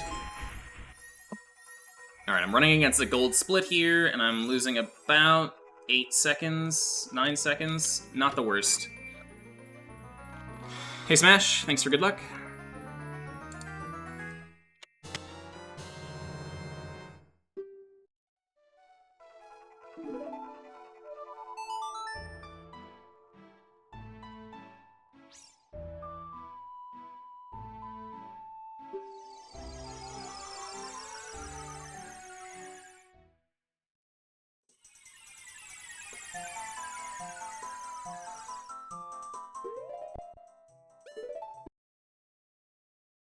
Alright.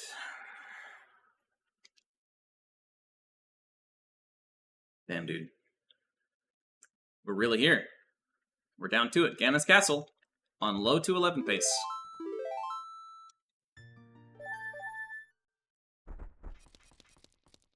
What's up, Pyronome? Thanks for good luck, dude.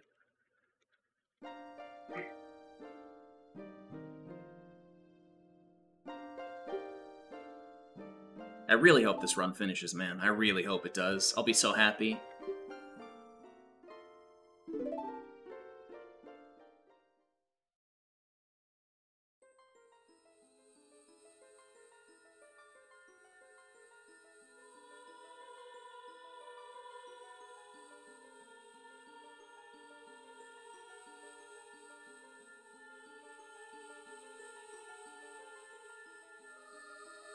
What's up, Pretzel? Thank you.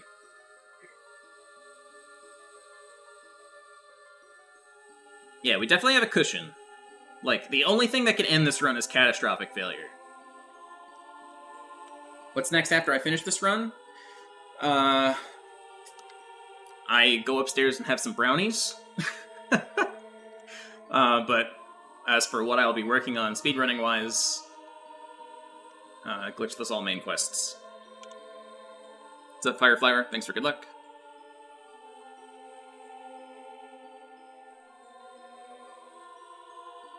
What's the most likely cause of catastrophic failure? If I fall down in the Ganondorf fight, that's pretty bad. I could die to double knuckles, perhaps. I could totally choke on trial skip like 5 times in a row.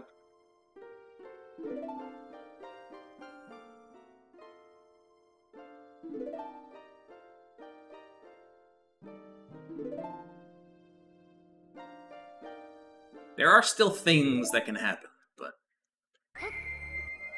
hopefully they do not. How does Glitchless Trial Skip work?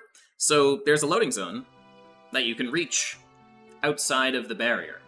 There's 2 loading zones that go to the central tower. The one that's covered by the barrier inside the big evil-looking mouth, and then the wall outside Water Trial, which you usually see people hover to, right? To touch it. But you don't have to hover to touch it, you can just get a nice little damage boost off the stairs to get the height you need, rather than a hover. Is OT my favorite game of all time? No. It is my favorite game to speedrun of all time, but it's not my favorite game overall. My favorite game of all time is Outer Wilds. If you had asked me 2 years ago what my favorite game of all time was, I would have hemmed and hawed and not really had a straight answer for you, but Outer Wilds claimed that spot without any hesitation.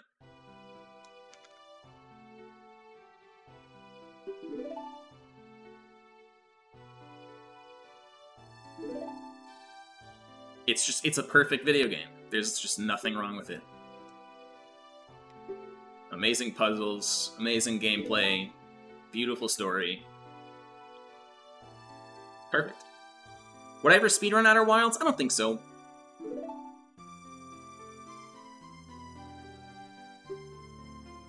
It's the kind of game that I want to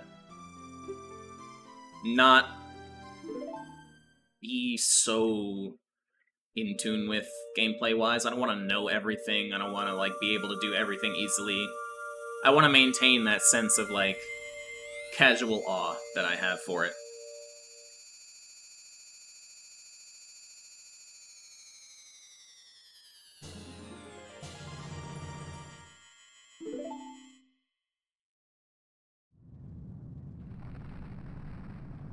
Now you have to play Outer Wilds. I think I'm personally responsible for about 20 people playing Outer Wilds. I don't think that's an exaggeration. And pretty much everyone who I got to play it has come back to tell me that they agree with my assessment. It really is just a phenomenal game. By PB, will I do 1 defeat Ganon run after this? No, I think I'm gonna call it for the night. My nerves are shot. What's up, Z-Style? Thanks for good luck. Steam sale in 2 days? If Outer Wilds is on sale in 2 days, then every single person here who does not own that game should go buy it. Just trust me.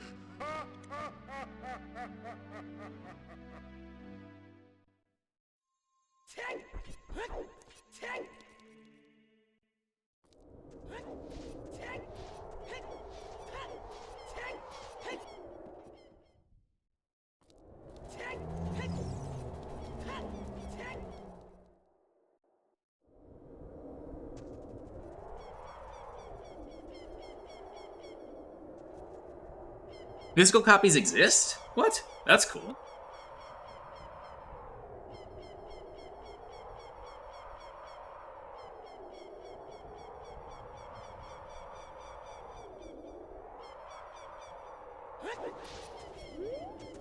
And you too, YouTube viewer. If you're watching this run on YouTube right now because it turned out to be a world record, go buy Outer Wilds. I'm not getting paid to say that. I just love the game that much. Go buy Outer Wilds. Not Outer Worlds. Outer Wilds. Very different things.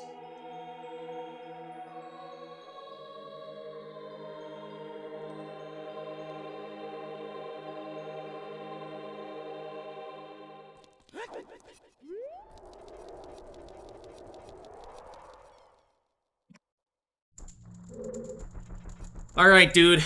Here we fucking go. Let's do this. Let's finish this.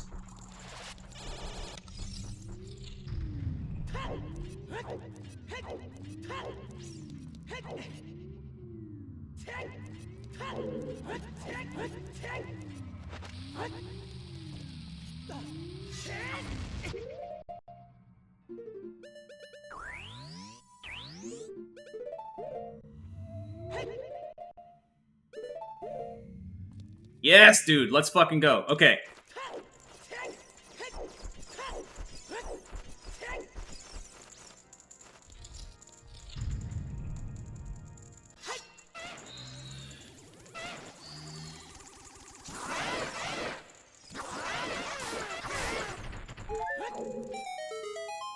Yo, Eric, thanks so much for the 9-month sub, dude.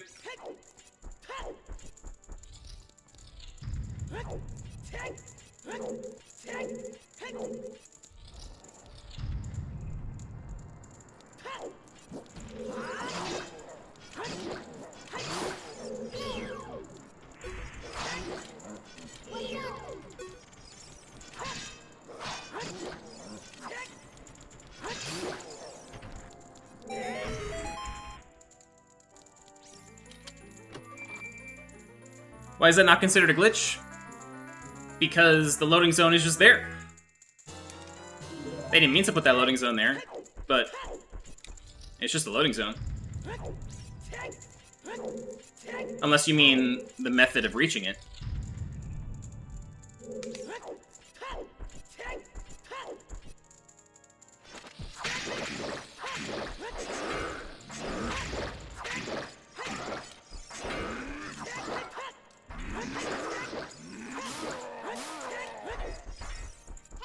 Did I not hit the black one an extra time? That was weird.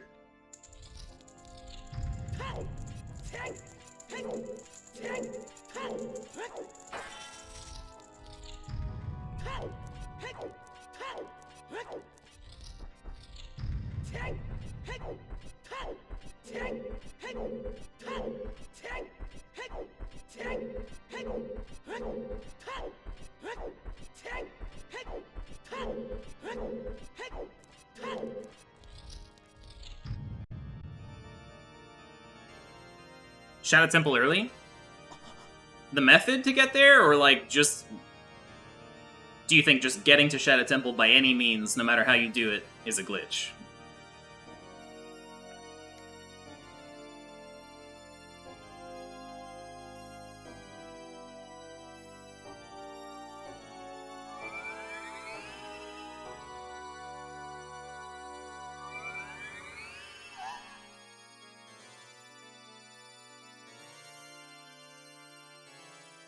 Alright, man. It's one cycle, this guy.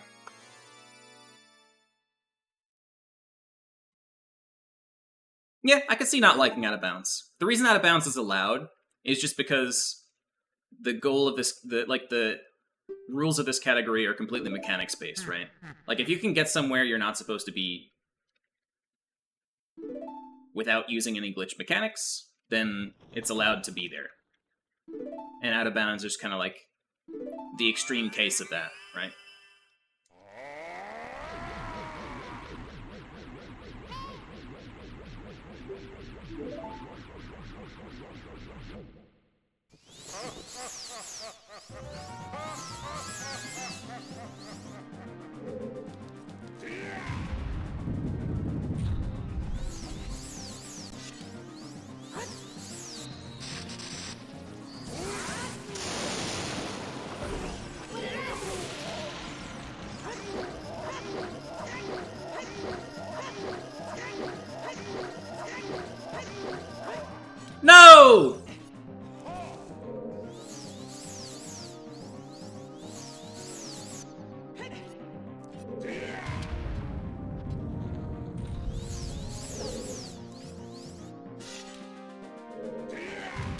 go! Come on!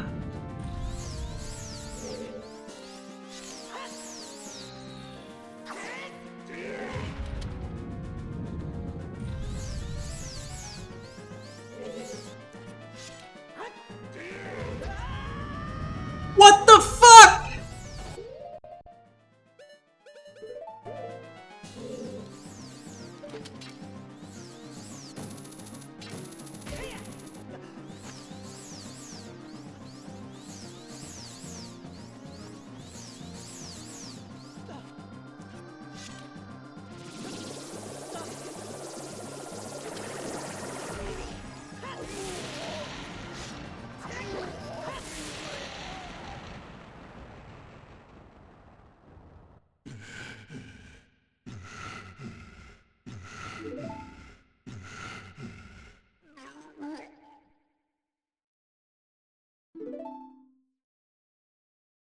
I don't know what to say about that, dude. That's the dumbest fucking shit I've ever seen in my whole goddamn life. No, I'm not ahead.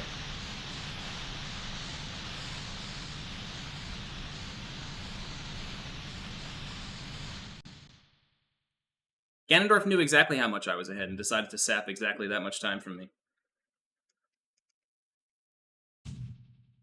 Like, I can still PB here by just not losing 7 seconds to my gold, but, like, what the fuck, dude? He pounded the ground 4 fucking times. 4! I don't understand. Why did that happen? Like, it's clearly my fault for missing the 10th stab, but, like, goddamn, that was the worst behavior I've ever seen.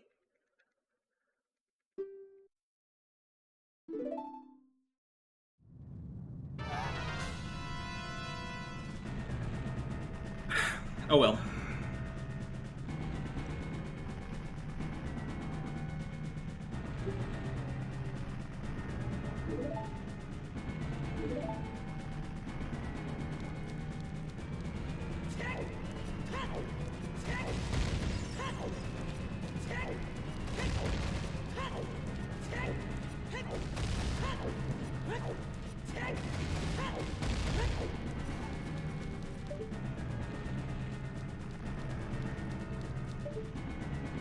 I don't know, Tim. I know he's more likely to do his big charge-up attack like he did do right at the end there when he's low on health. I don't know about ground pounding.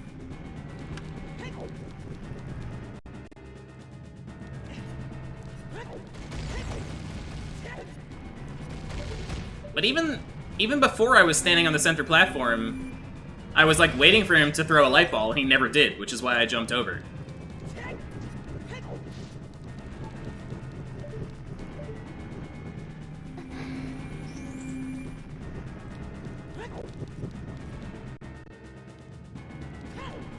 Damn, this is, like, one of the biggest disappointments of my whole speedrunning career, not gonna lie.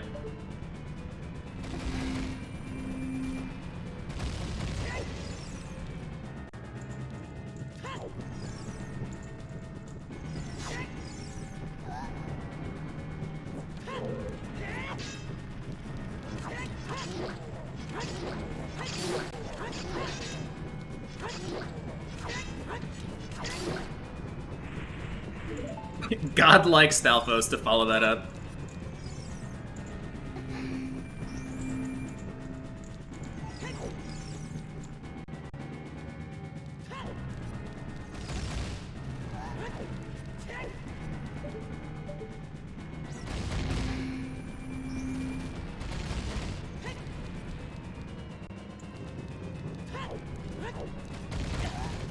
Damn it.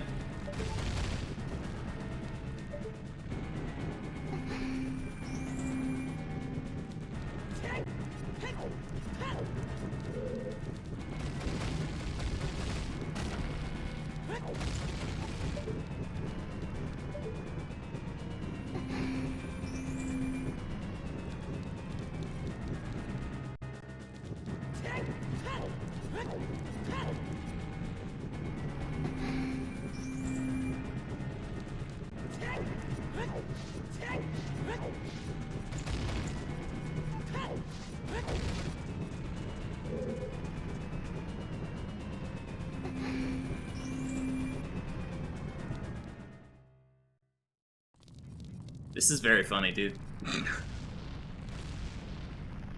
How upsetting!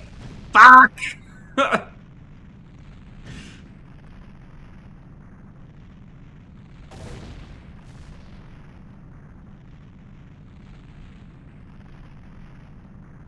Yeah, I can still PB, but I don't care anymore! I don't care anymore. That's the problem. This PB doesn't matter. The other PB mattered. This one's just so I can point and laugh at it.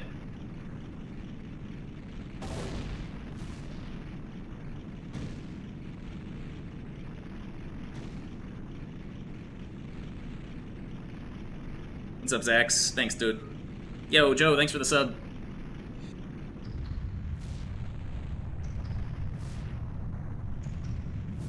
I have a hell of a time running against? Bro, I'm not running against these fucking splits. Not a chance in hell.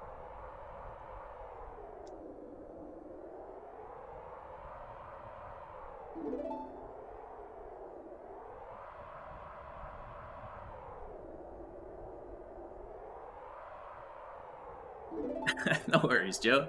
It's part of it. I'm playing the part of the angry, frustrated speedrunner, but like, it's whatever. I'm over it.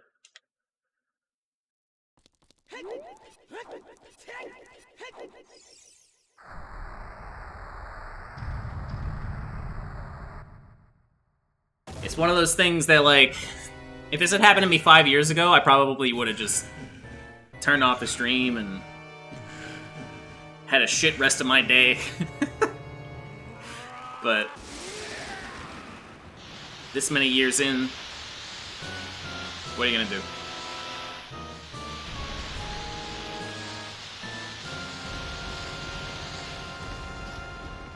See if we can get the dumb fucking 2-second PB.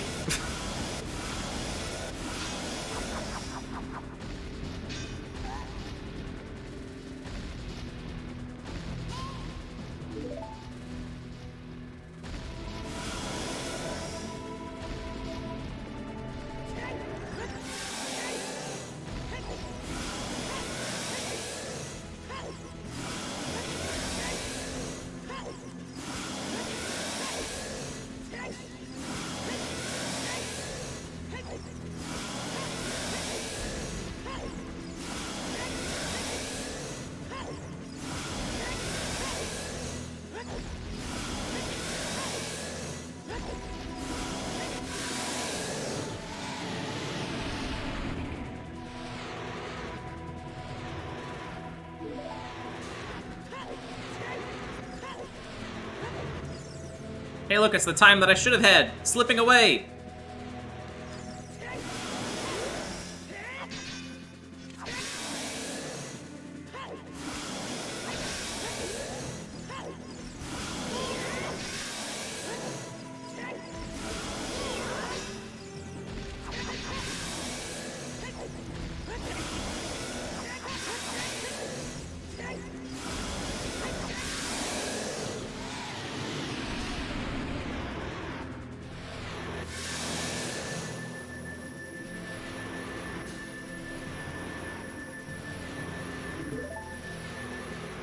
Yo, Owl, thank you so much for gifting 5 subs, dude.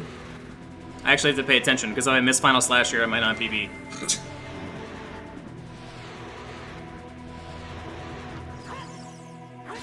Oh, I didn't split.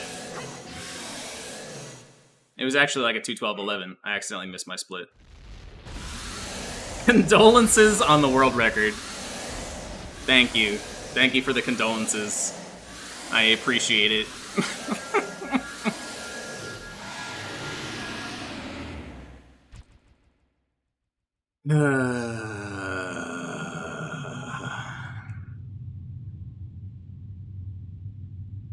Hold on. I need to do one more of those.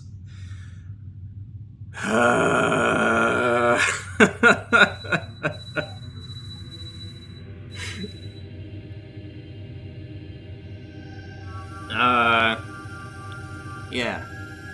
So that's the thing that happened. I'm gonna lock in the split, right? I'm gonna lock in the split. New world record, hooray, right? And then I'm gonna save splits as Glitchless Any %, Garbage fucking PB. Do not run against. That's the file name. So I'll be running against my old PB in the future. And we'll pretend like this one never happened. It'll be great.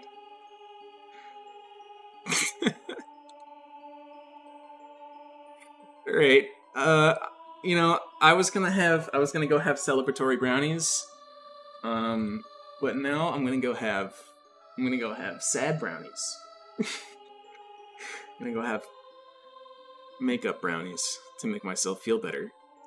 And in the meantime, I'm gonna send you guys over to a different stream. How about you go hang out with Axel, who's doing some hundo runs, and I will be back to do more Glitchless Any %, something that if you had asked me 15 minutes ago, I would have said would not be happening, on Thursday.